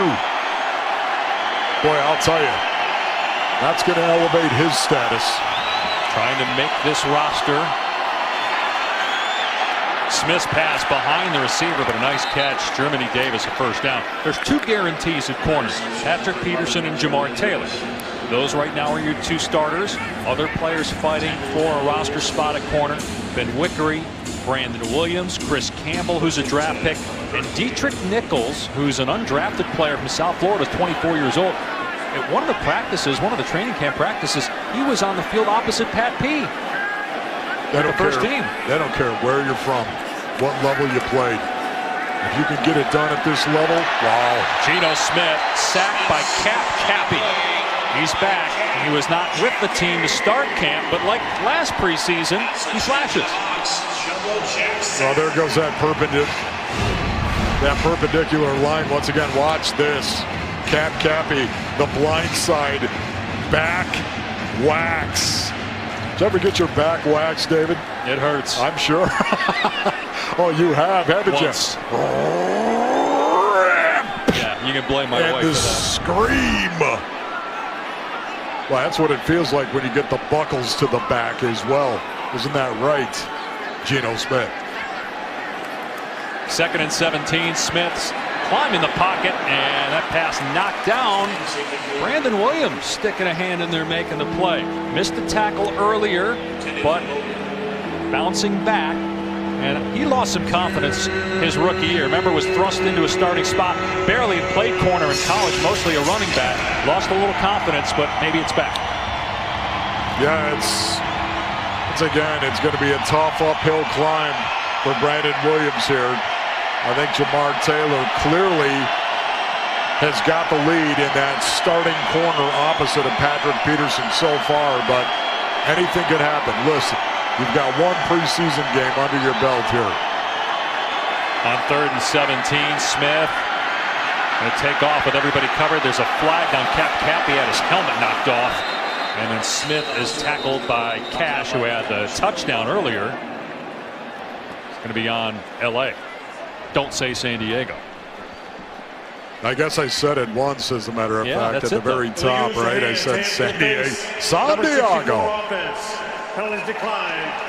4th down. Only 1 time. That's good. The Cardinals will actually play the Chargers in Los Angeles on November 25th. So 2 trips to L.A. At the Rams. Remember, they didn't go to L.A. last year because they played the Rams in London. And then at the Chargers. You love that, don't you? You are L.A. Well, I'm hoping to be in L.A. a lot during basketball season with LeBron James now there. And obviously games at UCLA. You need to get yourself some big sunglasses. No one's got big sunglasses in L.A. Rashad Ross is the deep man here. High punt. Nice. Ross from his 14-yard line. 3 flags, all in the same area near midfield are thrown. Yeah, the officials are just starting to heat up right now. Those flags are going to be hitting the green. Return team, number 92. Half the distance from the end of the kick. 1st and 10. That's Dennis Gardeck committing the penalty. Mike Glennon and the offense returns when we do, midway through the 3rd quarter. Ground stats brought to you by Toro. Toro, count on it. Chase Edmonds, 11 yards. And these two, again, I have no idea how he didn't go down. Maybe he did, but it counts. A touchdown for Edmonds, who looked impressive in his debut. 4th-round draft pick out of Fordham. That's an FCS school. So this is the largest stadium he's ever played in, Wolf. The largest crowd he's ever played in front of. And he didn't look like a rookie. No. Right there, a perfect example of a guy that they don't care where you played. They just want to know if you can play at this level. Lennon swings it out to Foster. He's trying to make the roster. Obviously, David Johnson's the starter. Chase Edmonds going to be on the team. And then probably Foster or Logan, because you know Derek Coleman's going to be on the roster as the fullback. Yeah, I really like DJ Foster as well. I don't want to leave Elijah Penny out either, Wolf. But he's really playing more fullback than tailback now. Yeah, there's no doubt about it. I mean, that is the future for Elijah Penny in this league, is the fullback position. Here's Foster again. Powers his way out to about the 12. And I can tell you, Elijah Penny right now, he has done an excellent job at that fullback position, sticking his face into the fan. That's what it comes down to, and he does it in a very safe way. Keeps that head up always, gets low. I don't know if you've looked at Elijah Penny from the waist down, but David, this guy, he's a fire hydrant. That guy is a fire hydrant with lips right there. Thick from the waist down. Perfect specimen to play fullback in this league. Glennon on 3rd down and 3. Lobs it downfield and not close. DJ Foster got tangled up, it looked like, with Derwin James, who is the Chargers' 1st-round draft pick out of Florida State. Cardinals have to punt it away. Trying to run the wheel route, coming out of the backfield right there, and got held up right there. Mike Glennon threw that ball well over his head. Wasn't even close. And again, you know, you got held up coming out of the backfield, of course, and that's why it looked as bad as it did. Andy Lee to punt to Artavis Scott, who is out of Clemson, was a teammate with Mike Williams. They're both on the same team, obviously now with the Chargers. Another flag. And Arthur Moats makes the tackle. A helmet comes off too. That's Scott losing his lid. Doesn't appear that they're going to throw a flag for unnecessary roughness, though. Maybe just chin strap not on tight. Well, that is 3 consecutive punts now from Andy Lee that have been less than stellar. During the kick, holding, receiving team, 10-yard penalty from the end of the kick, 1st and 10. Don't rip a guy on his birthday. Listen, I'm not ripping Andy Lee. I've got nothing but respect. Look at this right here. Zeke Turner just ripping the lid right off. Something inherently wrong with a man named Artavis getting his lid ripped off. Seems beneath him. That's the way you play the game, though. I mean, listen, your lid is going to get ripped off from time to time. That's just part of the game of football, right? I mean, they've done an awful lot to make the game a lot more safe, and they've had to do that. And I get that. Totally understand it and support it. This is why I love this game still, because your lid still can be ripped off from time to time. Wear that like a badge. First down for Geno Smith and the Chargers on the 34. Detrez Newsome running left. It gets hammered. More flags. Look at Dietrich Nichols. Cash was in there too. Cash shaken up.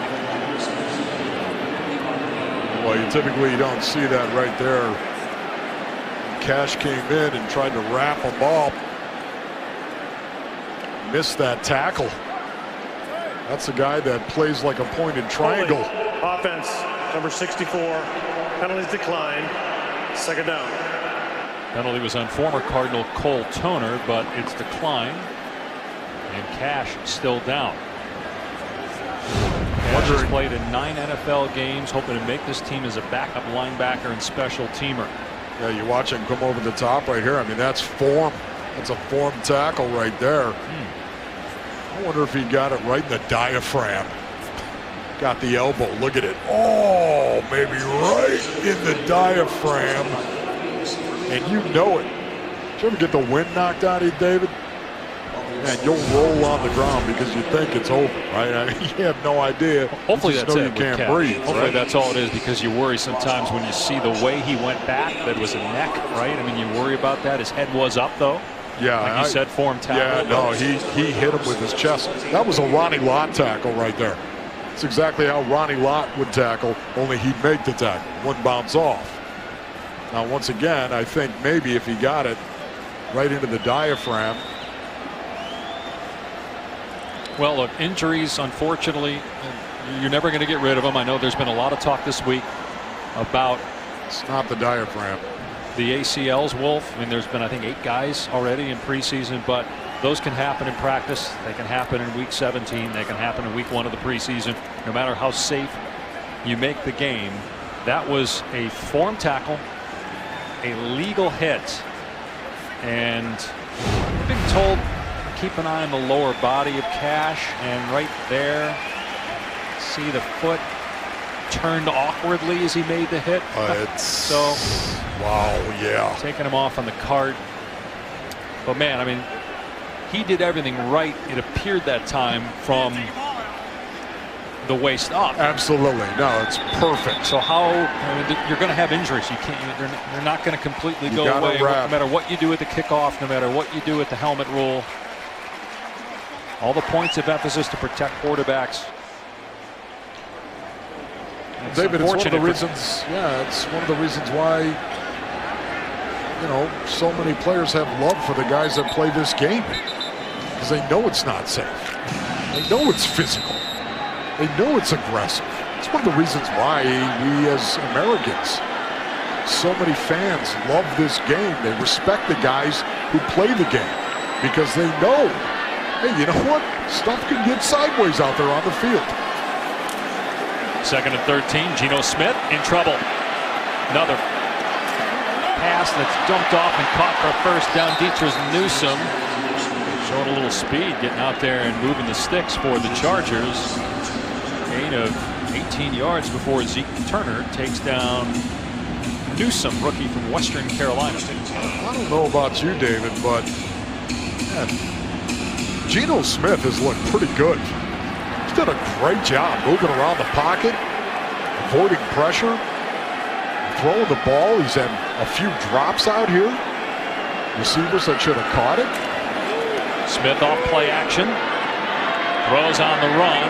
But that right there has always been the issue for Smith. He is inaccurate. And it's one of the reasons why he dropped in the draft and why he's bounced around in the NFL, because he's an excellent athlete, but his throws are not on target. It wasn't an easy throw. That wasn't an easy throw. No, but yeah, I mean, I realize he has had problems in the past right there. I'm just talking about this game tonight. I think he's done a fine job getting a lot of time with a lot of guys that might not actually be in this league. Sure, he's managed the game, and that's what they want from Geno Smith. Sometimes he's tried to do too much in the past. That throw is on the money. Scott on the catch. Shakes off Brandon Williams, stepping out at the 38-yard line, picking up 13 yards. Nice job reading the zone there. We're seeing more quarters being played by the Arizona Cardinals. That's 4 deep, 3 underneath, rush 4, quarter coverage. We've seen that from the Cardinals all training camp, an influx of that coverage, and that's the weakness of that coverage, the out.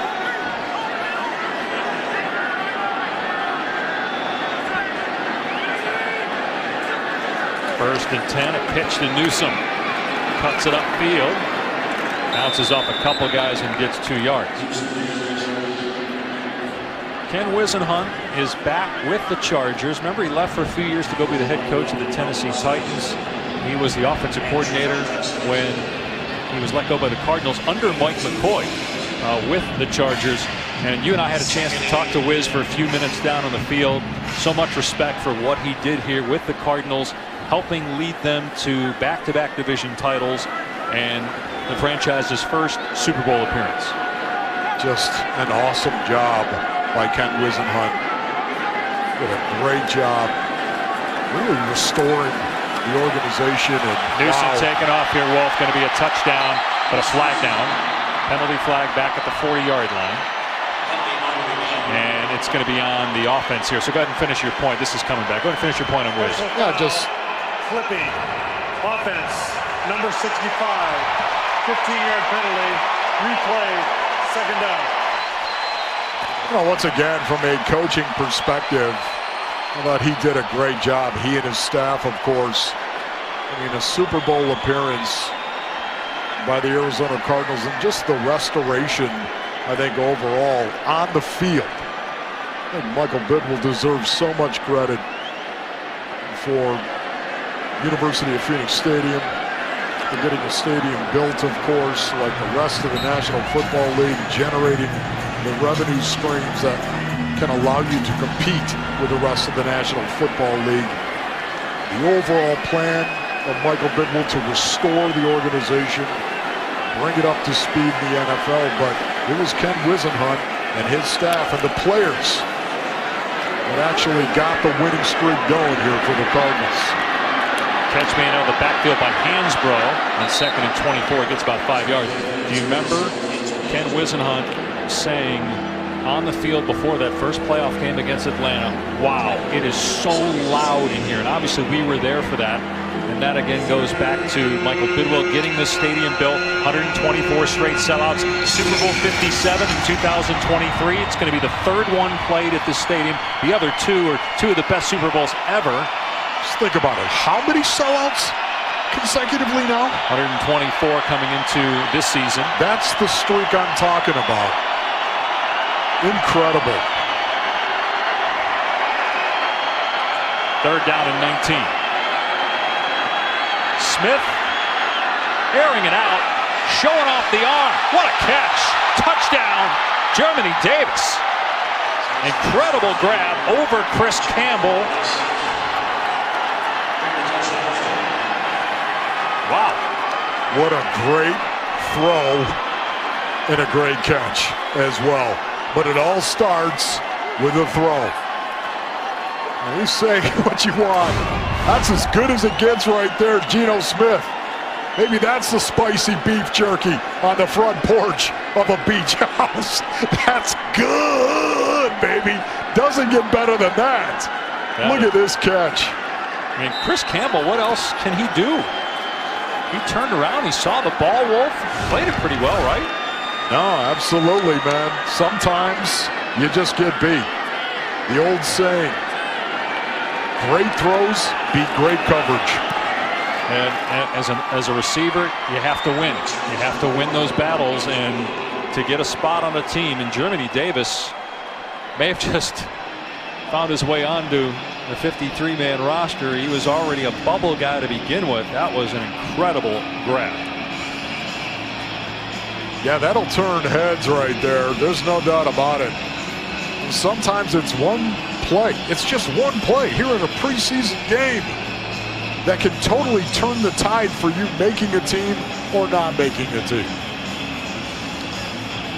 Cardinals open the regular season here at home against the Washington Redskins on September 9th. In fact, 3 of their first 4 games are at home.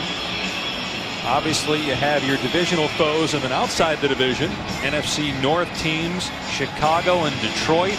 AFC West teams, Denver on a Thursday night, and the Raiders, led by John Gruden, coming here November 18th. Great home schedule. A lot of people have talked about how difficult the schedule is for the Cardinals, but in reality, you don't know how difficult the schedule is, because every year in the NFL, coming into the season, you may think you've got things figured out, who's going to be good, who's not. There's always a few teams that surprise you both ways. David, it is a year-to-year proposition in the National Football League. Ross on the return for the Cardinals out past the 20. But based on last year, yeah, it's a tough schedule. But you got to think a team like Chicago is going to be improved with Mitch Trubisky. Oakland should bounce back after a rough year last year.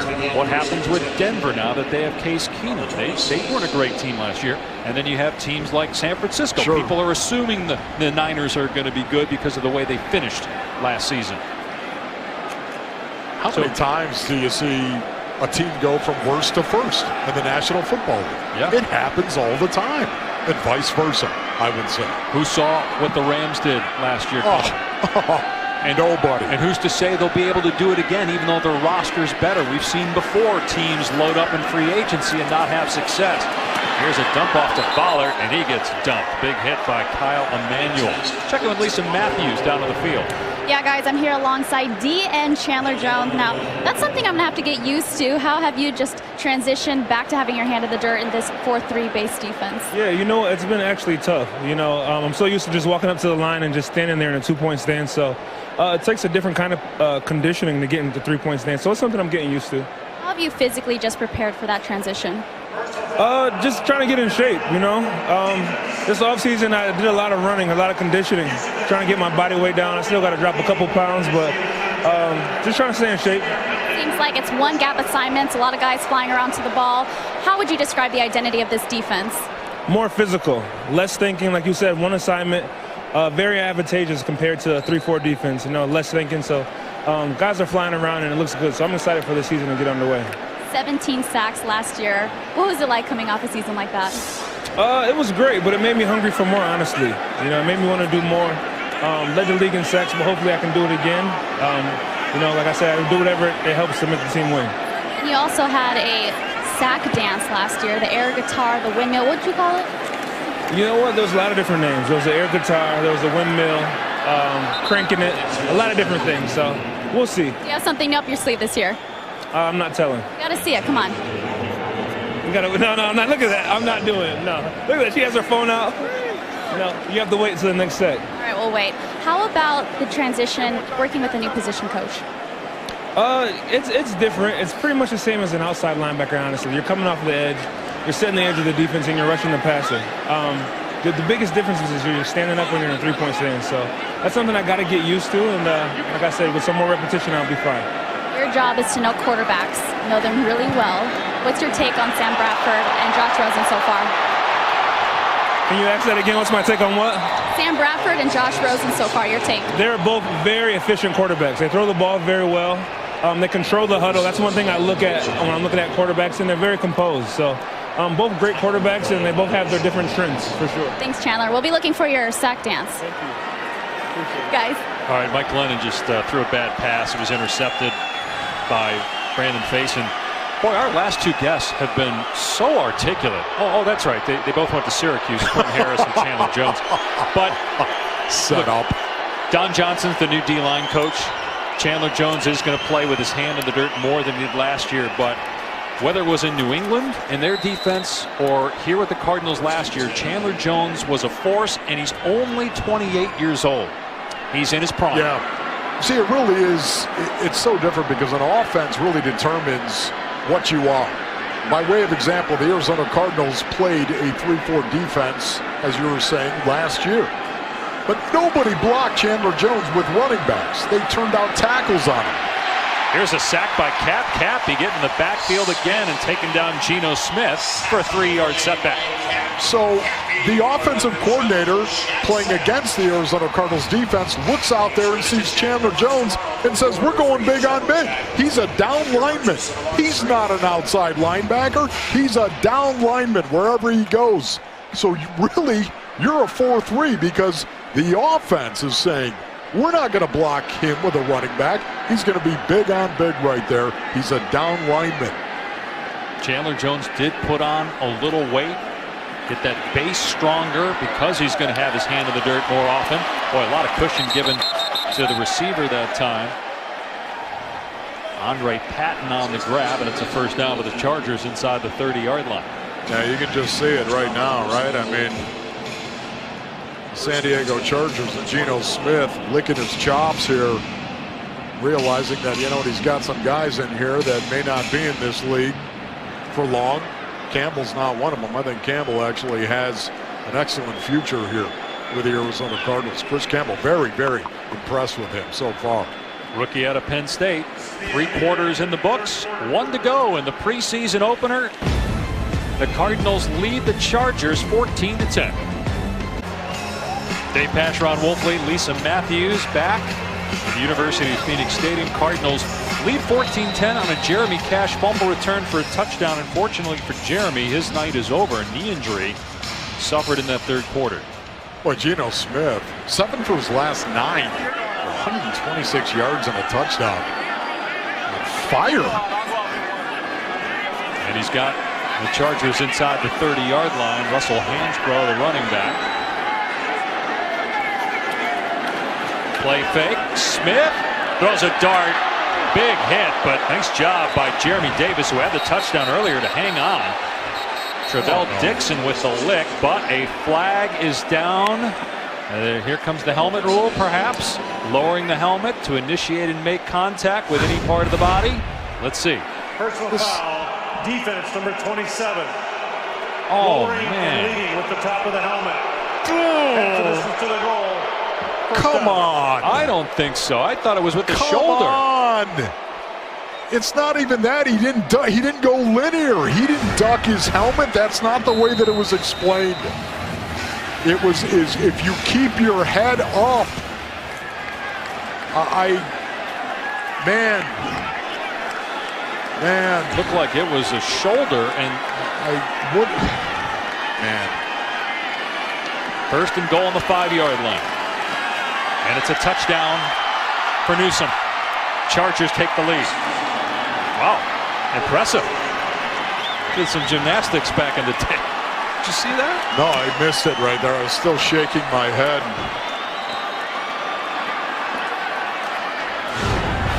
I mean, I just, once again, right here, you get it, right? Nice Here, watch little this. quick hitter. Watch this, Wolf. All right. Could you do this back in the day? Oh, with a bag of popcorn in my hand. That's pretty good right there, no doubt, yeah. Little spring in the step. Maybe next time you'll pay attention to what's going on in the field instead of sulking. But I'm with you. Look, it's frustrating because we still don't know if they're going to call it in the regular season how they've called it in the preseason. It's been inconsistent. Cardinals field goal. Cigna will make a generous contribution to Cardinals charities benefiting Keogh Health Connection, connecting families to a healthy future.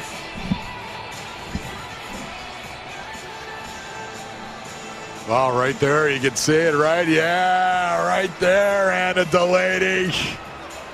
That is sweet. Young lady's been through so much. It is great to see her healthy and out there with the cheer squad. Absolutely, baby girl, rocking it. And Ross going to run it out here. And tripped up around the 17-yard line.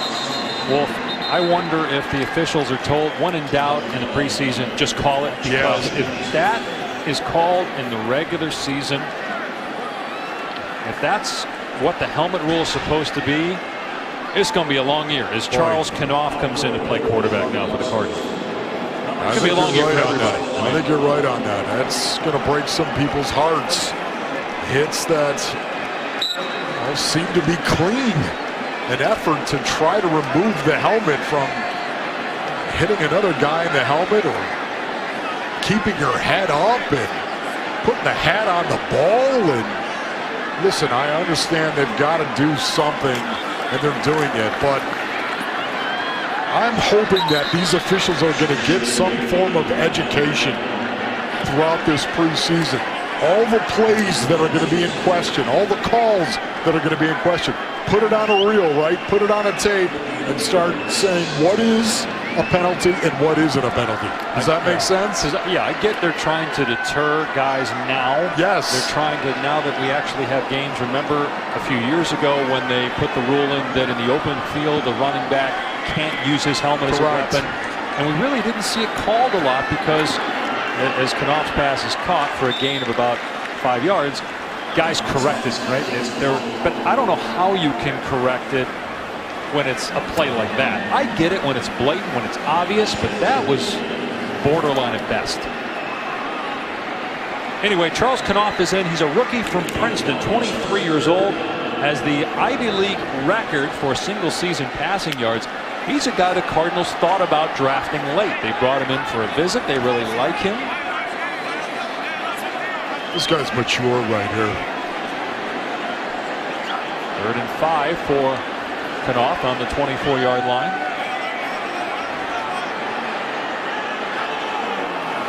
Got him. Unorthodox throwing motion as that is tipped and incomplete.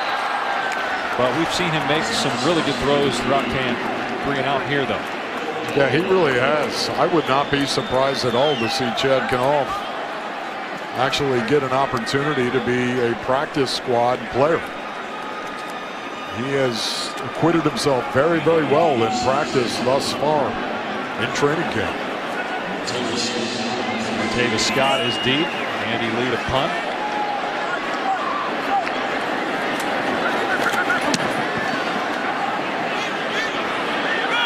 Much better effort there by Lee. Scott makes the first guy miss, and then Elijah Penny drills him. And how about that? No laundry on the field. No yellow. Is that the first punt where we haven't had a flag tonight? It's the witching hour, David. Welcome back to our Ford broadcast booth, brought to you by your Arizona Ford dealers.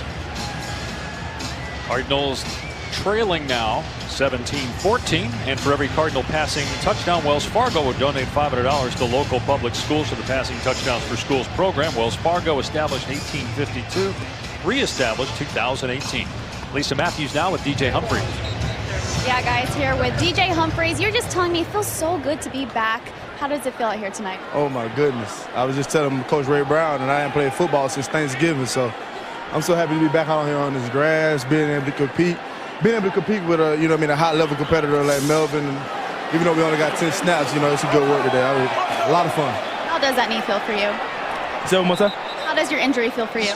It's actually, I haven't been thinking about it as much, so that's a good thing. I took my process very seriously in my recovery and stuff, so I got a nice routine that I do every day before the games and stuff now, so I feel really good. My knee, even standing around for a whole quarter, my knee still feels pretty solid, so that's a good feeling going into the season. First day of camp, Oklahoma's Coach Wilkes calls you, Chandler Jones, to go up against each other. How does that make you better? Man, it's that old cliche saying iron sharpens iron, when it's really a fact, when I got the opportunity to go against the sack leader. And for me being a left tackle, it don't get no better than that. It's only 10 guys, at the most 5 guys in the whole NFL that's like that dude. For me to have the opportunity to go against him every day, in and out, run and pass, I mean, I'm only going to get better from it, and in turn, he's going to get better from it as well, because I'm coming out and competing every day. Describe just the energy that he's brought to camp, Coach Wilkes, each and every day, pushing you guys. Man. It's so crazy when you think about when you're able to look down the line and see everybody having fun doing that job. It's different when everybody's going to come to work, everybody's going to do their job, everybody got a family to feed and stuff like that. But when you can watch a field full of grown men, 90 grown men on the field, having fun, enjoying what they're doing at a high level, that's super special to watch. You and Ray Brown have a very close connection. You're smiling right now. What is it like working with a guy who has 20 years of experience at your position? I'm telling you, I tell him this all the time. It's such a blessing for me. I'm still a young player, It's year 4. So for me to be able to have a guy that I can ask, not how the playbook has told me to do this, but how would you have done this in this scenario? That's second to none. It's nobody else in the NFL has the type of experience that he has at my position doing it. So I'm so blessed to have him here as my coach and be in the position that I'm in. It's a blessing. All right, DJ, thanks for your time. Thank y'all. Guys. There's that infectious smile that DJ has. 3rd down and 6. Geno Smith. Cappy coming again. And Smith gets rid of it. It's been neat to watch the maturation of DJ Humphries, Wolf, as you look at Ray Brown, the offensive line coach. And I guarantee you, Ray is the type of guy who can help DJ take that next step, because Humphries has his chance to be a Pro Bowl caliber left tackle. Why do you say that, though, David? Why? Because he's so. You talking about Ray? Yes. Because of the experience. Yes. The toughness. Yes. Playing through pain. Think to play 20 years, you got to play through injury. But obviously, Ray also had a lot of skill for his size, and DJ does too. You like that? Is that a good way to break it down? As a matter of fact, you did well. You passed the test right there. It's the expectation, once again, that Ray Brown is going to bring on DJ Humphries that I think is so special. Nice return by Ross out to the 37. And we'll talk more about the growth of DJ Humphries when we come back. Early fourth quarter, preseason game number 1. Cardinals down 3. 16 new coaches. Ray Brown is one of them, but he's not new to this franchise. He played offensive line for the Cardinals for 3 years. 20 years total in the NFL. Was with Steve Wilkes in Carolina. Wolf, you asked me. I want to ask you, how will Ray Brown, in your opinion, help DJ Humphries this year? I just think the experience, once again, and the expectation that Ray Brown is going to heap on DJ Humphries. Look at DJ Humphries is a dog. When you watch him play, he is all dog. Tough. Deep ball thrown by Knopf on the money. Pulled in for a first down by Jalen Tolliver inside the 10-yard line. Look at Charles Knopf running down the field, fist in the air. Give me the ball. They said I couldn't throw the ball down the field. Watch this. What a nice throw. A perfect throw by Charles Knopf to Jalen Tolliver. 48-yard pickup. Tolliver is a rookie from Arkansas, Monticello. He's 22 years old. He's a guy that's looked good in camp. Play fake for Knopf. Out of the pocket now and dives. And even when you dive forward, they're going to spot it where you start your slide. Yes. So he doesn't get the benefit of the distance on the slide. They'll mark him down back at the 14-yard line at the line of scrimmage. That really was an incredible catch by Tolliver right there. Boy, a Charger actually got his paw on that thing. Batted it around, and somehow, some way, Tolliver came down with it. Just going back to DJ Humphries, and you know the respect that I have. The dog that he is. Bark at the moon, DJ Humphries. That's the kind of player that I love to play with. Oh, baby. Great throw. Touchdown catch for Bryce Williams. Well, that was perfect. How about that? We told you. Princeton. They like Knopf. They like what they've seen. They thought about drafting him late. Charles. Don't call him Chad. Knopf. With a little play action right there on the skinny post. Touchdown. Boy, that's got to feel great. You love to see that for a young guy like that. Regardless of what may happen to Mr. Knopf the rest of training camp or preseason, to see him get one like that and get it in, that's sweet right there, baby. And Matt McCrane, who is the backup kicker slash punter, with the extra point. Cardinals back in front.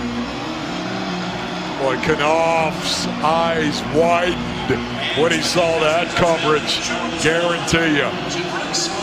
Safety in the middle of the field. Skinny post.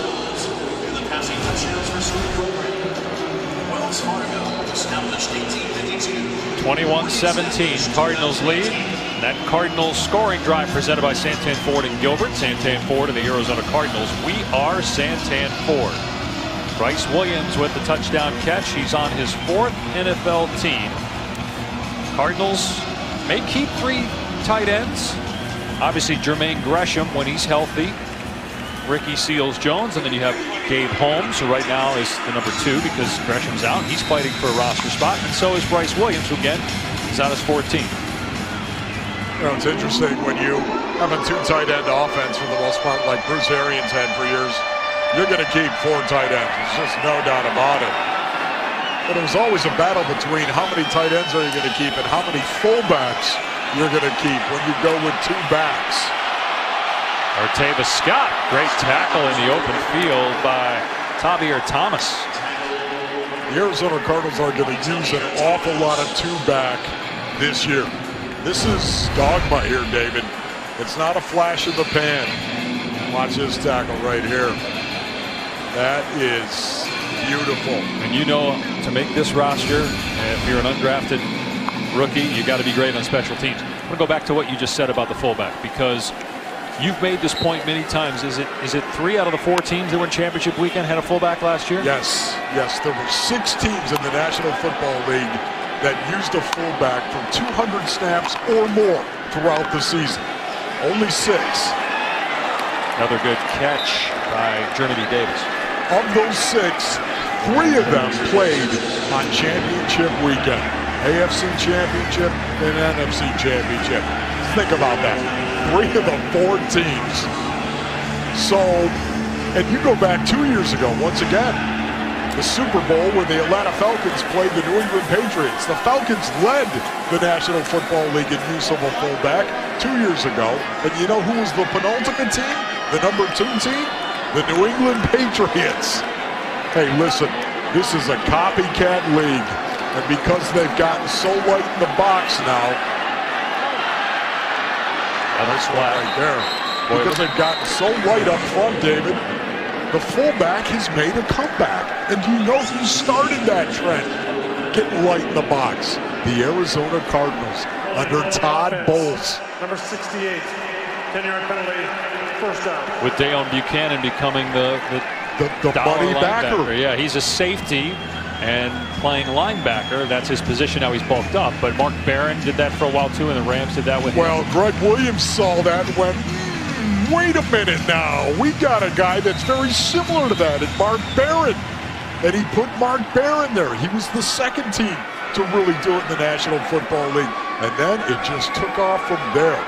All the way back to Todd Bowles. James Betcher did the exact same thing here. Pressure off the edge by Turner. Geno Smith makes a great decision. There's a flag down in the backfield. You see the athletic ability of Smith still going into Cardinal territory, and now slides down to about the 42-yard line. We'll see if that comes back. What I think will be interesting to see with regard to the Cardinals employing a fullback is how does this impact David Johnson, the guy who's going to get all those carries behind Derek Holman. Actually ran. Offense, number 68, 10-yard penalty, first down. David Johnson actually ran at Northern Iowa behind a fullback. So, you know, from time to time, right? So, again, he loves it, and he says that he loves it. And what I saw here tonight, it's still the most encouraging thing about what I saw. The offensive line coming off the ball, the early runs of David Johnson, and running it out of the I formation. Well, you heard Quentin Harris when he was up here with us talk about Mike Iupati and the camp that he's had. And Iupati missed most of last year, 15 games. It's in his 9th NFL season. A lot of people in the organization feel Iupati is something to prove. He paid a lot of money, former Pro Bowler with the 49ers. It's encouraging that he's had a nice camp. That pass behind the intended target, incomplete. David, when I look at those 5 offensive linemen, once again, Mike Iupati is a better run blocker than he is a pass protector. It doesn't mean he can't hold up in protection. It just means he's got the furrowed brow. He can lower the pads and get movement with his butt. Yeah, that's what I said. With his butt. Get that movement, right? The same thing could be said for DJ Humphries. DJ Humphries is all dog.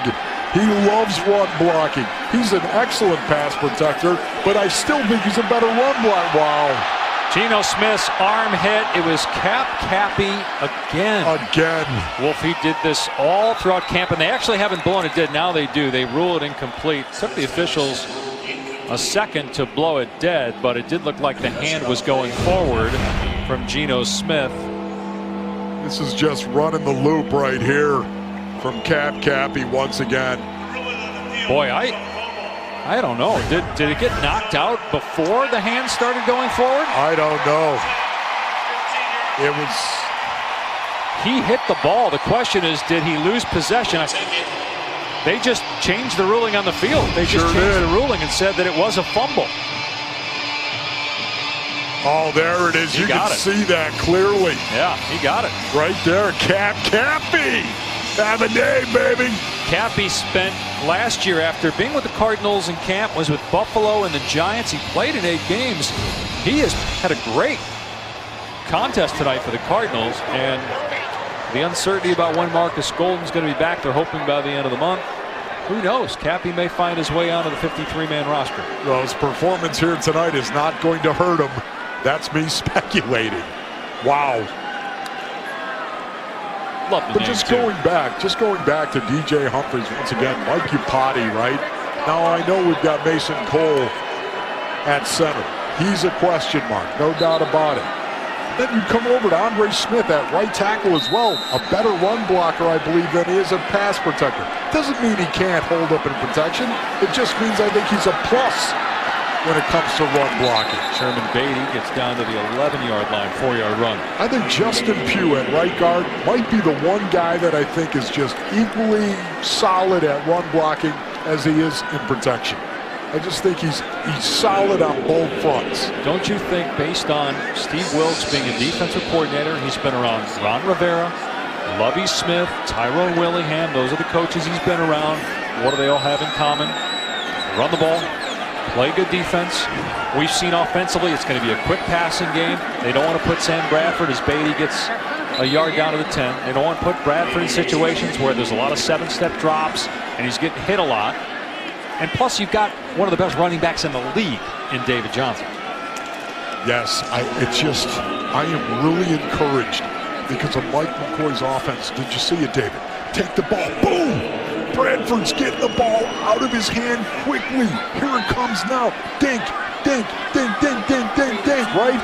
Dink you to death, whatever it may be. And then run the ball. I love that. And off on 3rd and 5, double clutches, incomplete, 4th down. Yeah, he did not throw that ball with conviction right there. And they're going to give Matt McCrane an opportunity to make a field goal. Rookie from Kansas State. Boy, I don't know if you happen to see this. Matt McCrane. See him try to tackle? This is a kicker right now that needs the full cage. He needs the full cage face mask right there. 5'10", 165. And he's made an extra point, and now a field goal, and that stretches the Cardinals' lead to 7, 24-17. Well, look at that. Think about it. McCrane is 23 years old. The guy that's ahead of him on the depth chart is 43. McCrane was 3 years old when Phil Dawson entered the NFL as a rookie. Oh, look at that. SRP Power Performer of the game. Today's Power Performance presented by SRP, delivering water and power. 3 sacks and a forced fumble for Cappy. There we go, Cappy whacks the bat, baby.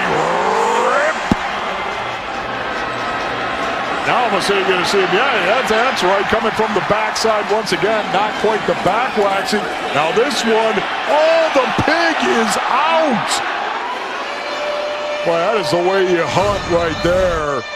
Bring that big old pork down to the ground, baby. Get it out. And a deep kick, too, by McCrane. Now a touchback. But how about Cappy? You get signed late by the Cardinals. Got some time in the league last year. It's a position of need. They need some depth at defensive end and making plays. Did you see Chandler Jones talking to him right there? If you're Cappy too, you know what? Hey, you got to walk by Chandler Jones a few more times. You got to walk by. Hey, did you see that? Where's Coach Johnson, by the way? Where's Don? Hey, Don, did you see me out there? Look at now, all of a sudden you start getting coached up too, right? The special teams coach, Jeff Rogers, comes out. Hey, listen now, you got to do this, you got to do this, because if you're going to play this way on defense, you might get a shot. Gardeck in the face The quarterback, Nick Shimanek. No way. Was that Gardeck the Barbarian? Yes, it was.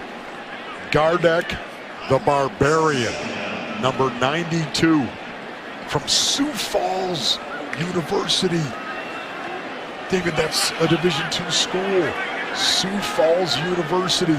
They found this guy. Ran a 4.55. He's been making plays too in training camp. They like him.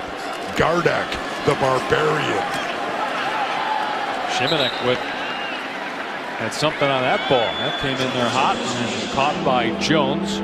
Gain of about 7 yards. Third down coming up. It's been a rough night for Brandon Williams so far. See if the defense can get off the field here. 3rd down and 3 for the Chargers on their 32.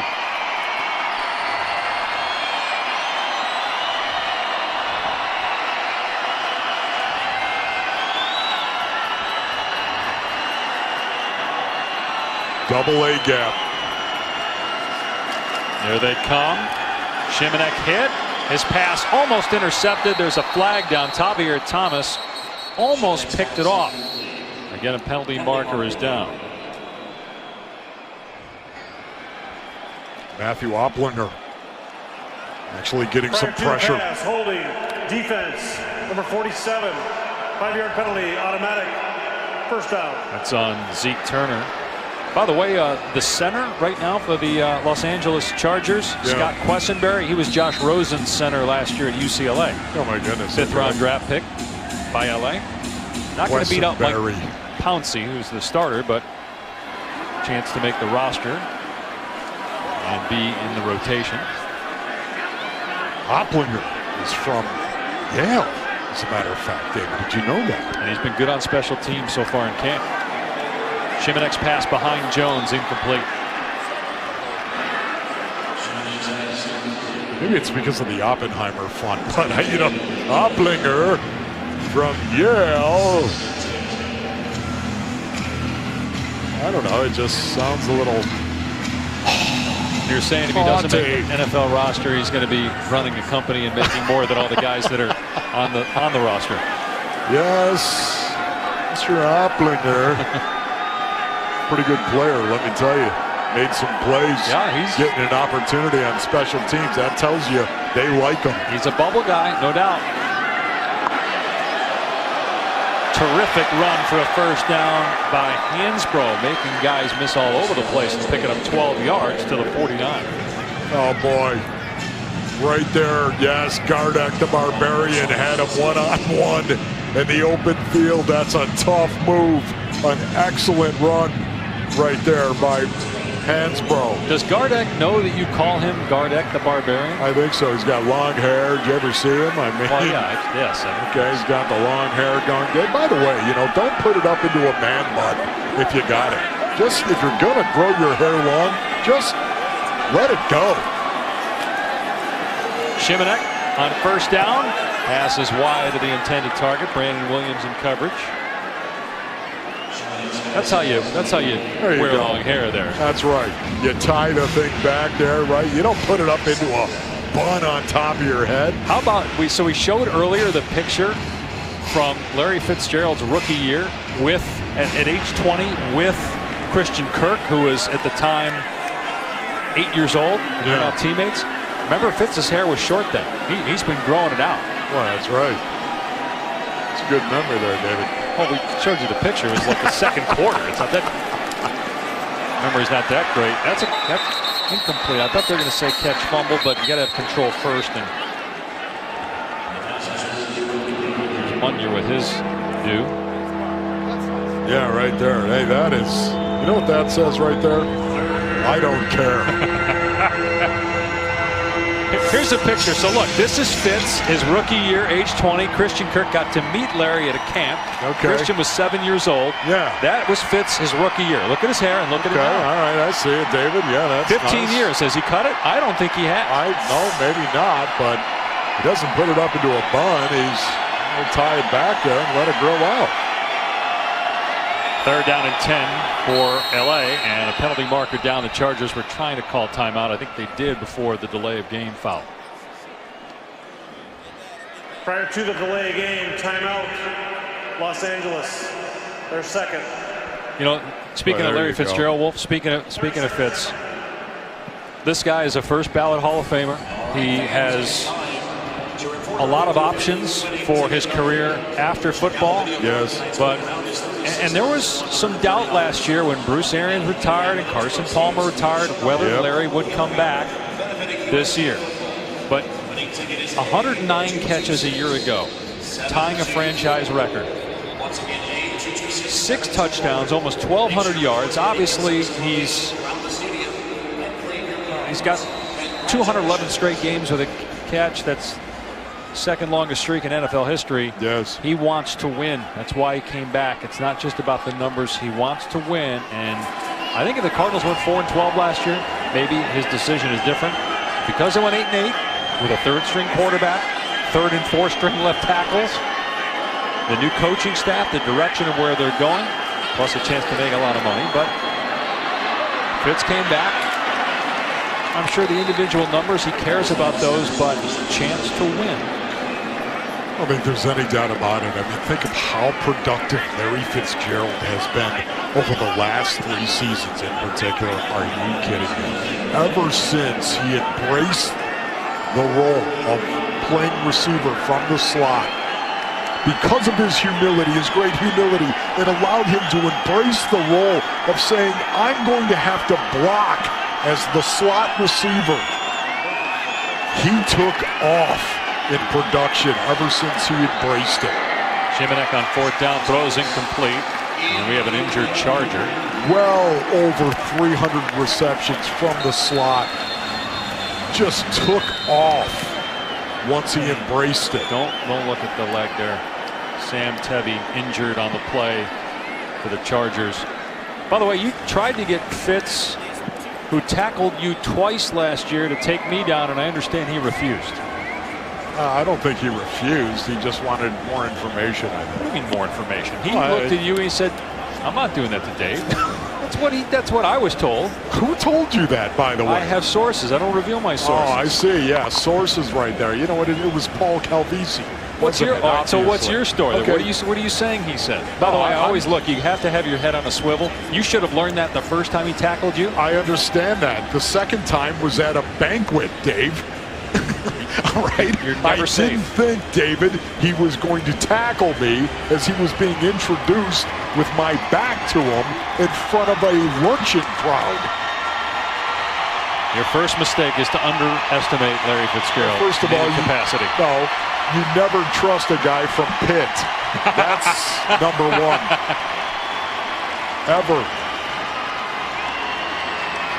And right now on the Jumbotron here at University of Phoenix Stadium, some of the milestones for Larry Legend. 48 catches to pass Jerry Rice for most in NFL history with a single team. 92 catches to pass Tony Gonzalez for number 2 all time in NFL history. So he has a great opportunity to do that in 2018. He is a legend. Unbelievable. Rarely do you get a player that is a living legend. He is actively still in the league, and he's all ready for the Hall. This crowd right now, the Red Sea, it's more like the Red Creek right now, and I say crick, not creek. Well, Fitz is from Pitt, he would say creek. This is backyard the brawl Red stuff. Creek going off for Larry. The backyard brawl, West Virginia Pitt rival is just not the same anymore. 1-yard gain, hitting the 4-minute mark here in the 4th quarter. I'm so glad though that Larry is here because he can really help Steve Wilkes and his staff just cement that culture and establish that culture here. The physicality of it. What people don't know about Larry Fitzgerald, he is the best blocking slot receiver in the league. Just like Hines Ward. When they moved Hines Ward into the slot, he was a great blocker. Larry Fitzgerald has taken that upon himself to be a great blocker. Don't tell him. Don't say anything to him about it because he hates blocking. You could make the case as Beatty carries off the left side. Now stay with me on this, that in terms of playing every aspect of the receiver position, I'm not talking about just catches, right? Yes. Every aspect that he's the greatest receiver in NFL history. Look, Jerry Rice from pure reception standpoint and what he did catching the football is the greatest. Yes. But Larry catching, blocking, playing his entire career with one team, you could make the case. Greatest all-around receiver in NFL history. I'm not going to sit there and argue it. If you're going to say football player at receiver, the greatest football player to play receiver, because a football player's got to do it all. Football player's got to block, he's got to catch, he's got to run. Larry Fitzgerald, unbelievable, and he will cry all the way to the ground as he's blocking somebody, and yet he gets it done. Respect him greatly for that. Plus, even though he did go to Pitt. The toughness too, Wolf, the durability. Very few games missed over the course of his career. Oh. And we're hopeful that this isn't it, but if it is Larry's last year, he said, I don't want to play anywhere else. I want to be a Cardinal for the rest of my career. We're hoping he's here for several more years, but if this is it, we're certainly going to enjoy him in 2018. Amen. 2-minute warning at University of Phoenix Stadium where the Cardinals lead 24-17. We're back in our Ford broadcast booth, brought to you by your Arizona Ford dealers. Dave Pasch, Ron Wolfley, Lisa Matthews down on the field. Wolf, here are the draft picks for the Cardinals in 2018. Who listed here stood out to you tonight? Yeah, you know what? I'm going to go ahead and go. I'm going to go C because I'm tough on Josh Rosen there. I'm going to go C on Christian Kirk. I'm a little tough. Didn't get targeted enough. I'm going to go A on Mason Cole right there. How can you give Christian Kirk a C? He almost returned a punt for a touchdown. He just stumbled and fell. Well, first of all, we're very tough on rookies, David. We're very tough on rookies around here. So I said going. A right here. Christian Kirk gets a C, should get a D. Fell down wide open Chase on a punt return. Chase Edmonds, you know, I'm giving him an A for effort. Chris Campbell, I'll give him a B. I liked what I saw. Corey Cunningham, I got to watch the tape, David. So we'll have to see how he did. Yes, he got the incomplete is what he got right there. But listen, you have to be hard on these guys. The ceiling has got to be raised for them. The expectation has got to be raised. You don't want to give them too much sugar early on. Shimanek dumps it off. Detrell Newsome out of bounds, stopping the clock at the 16-yard line. The Chargers have just one timeout left, 1:49 to go. And trailing by 7, you would imagine if they somehow do get a touchdown that they would go for 2. This game has gone on for 3.5 hours. And yes. I don't think anybody wants overtime. Boy, Cap, you get more pressure. Shimanek steps up, launches it downfield, and overthrew Jones. There's a flag, though.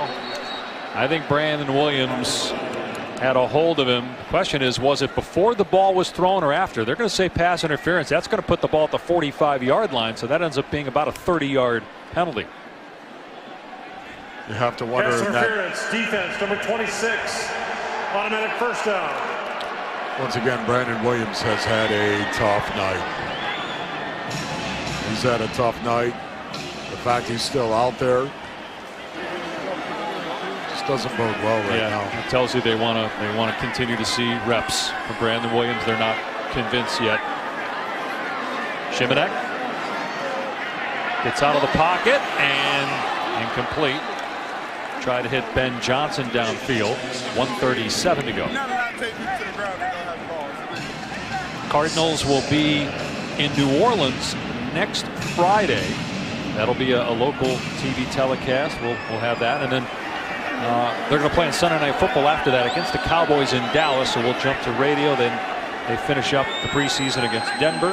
Open the regular season against Washington September 9th here at University of Phoenix Stadium. Newsome steps out of bounds after a gain of about 2. In fact, 3 of the first 4 games for the Cardinals will be at home. The lone road game in the first month is at the Rams, September 16th. They play the AFC West and the NFC North this year.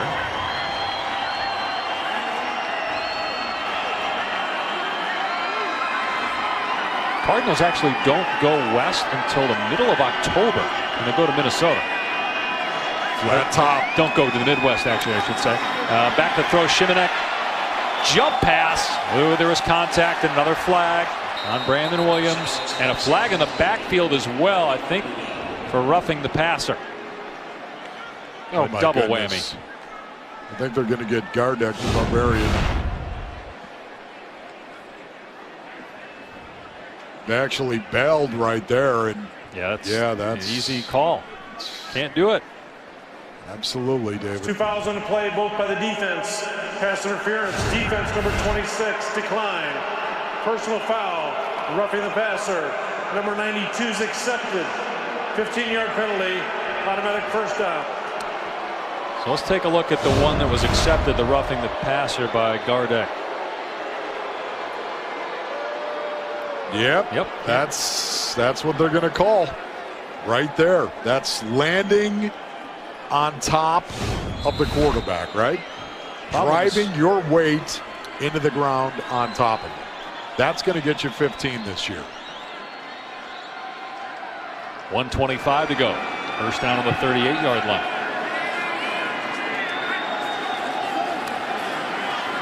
Shimanek to Newsom. Down to about the 29-yard line. Here comes more flags. There's the helmet penalty coming. It's going to be another 15 yards.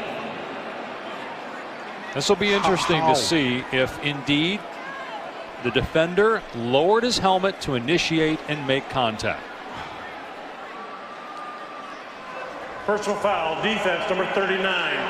Lowering and leading with the top of the helmet. 15-yard penalty. Automatic first down. All right, let's see. Yep, that's definitely a penalty. Helmet to helmet and leading with the helmet, lower the head. That right there is easy, though, don't you think? Yeah, absolutely. That's the right call right there. He lowered his helmet and got linear. Now, what happens when you lift that chin up and you lower your pads? Please tell me. Yeah, you can still do that. Not to the head or neck area, though, and you're going to get flagged. If you hit him in the head or neck area, still with your chin up, they're going to call. Shimanek with 1:16 to go.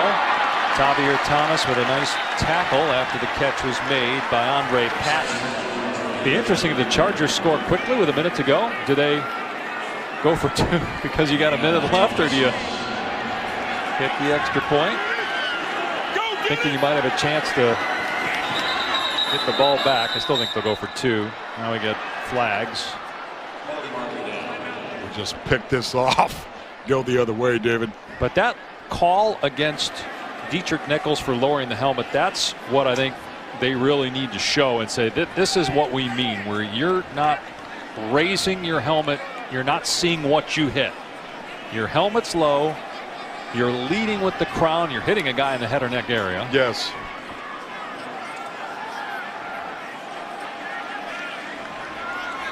And they don't have. You don't have to hit to the head or neck area for it to be a penalty for lowering the helmet. It can be hit the guy in the leg. Hit him in the hip. Yeah. If you lower your helmet. False start. Offense. By rule, the false start inside a 2-minute period requires a 10-second runoff or a timeout.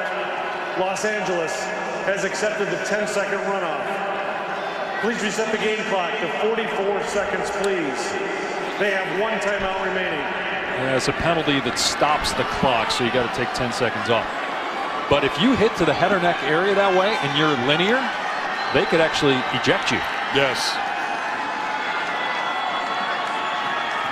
Look, the league is not going to tolerate it anymore, and rightfully so. 26 I understand. I know. I understand why they're doing it, right? I just want better clarification. Shimanek throws, and it's caught at the 11-yard line. The Chargers use a timeout here. It's 3rd down. Doesn't look like they will. 28 seconds and counting. Don't want to spike the ball because then it's 4th down. I'd see a flat top right here. Bring everybody. Let's see what we got. I'm surprised the Chargers didn't use the timeout here for third down. 16 seconds left. Bring everybody. Shimanek in trouble. Gets out of there. And it's caught. Chargers going to have to call a timeout with 6 seconds left. They're short of the line to gain. It's fourth down. And maybe you have 2 plays. So if you get the first down, you have one more shot. Now Los Angeles, the team's third and final. But the Chargers probably just going to throw into the end zone here with 6 seconds left. Well, and I think I'd go ahead and bring everybody. Hey, listen, if you're going to go down in flames. Cover 0. Bring everyone, man across the board. And I'd show it to Shimanek. Go ahead and let him see it. Here it comes. That's right. This is what we're going to do to you. Last play of the game right here, Shimanek. How does this feel? Rookie from Texas Tech, 23 years old, undrafted free agent, the third quarterback used by the Chargers, but 4th on the depth chart. Phillip Rivers didn't play tonight. A chance to get the Chargers in the end zone here. 4th and 4 on the 8-yard line. Look at the configuration of the secondary right here. Let's put everyone on the line. Let's go flat top. Flat top. Beware the flat top of the secondary. And they could throw a quick out, get the first down, and get out of bounds. They still have a second left, but see if the Chargers take a risk here and do that. Cardinals are going to call a timeout. They wanted to see how the Chargers align. First 30-second timeout. There you go. Gardeck, the Barbarian, coming over from Sioux Falls. Larry Foote, the linebacker coach, of course, under Steve Wilkes. Larry Foote is here with Bruce Arians, of course, and his staff. He calls Gardeck Sioux Falls. That's all he calls it, Sioux Falls. You know what? That's the way you treat a rookie, David. Sioux Falls. He probably takes that as a compliment. He's very proud of his hometown. Well, yeah, maybe he is. Just calls him Sioux Falls.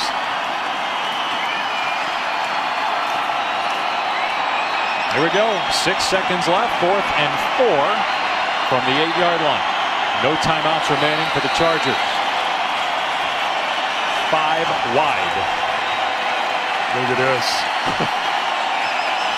Empty backfield for Shimanek.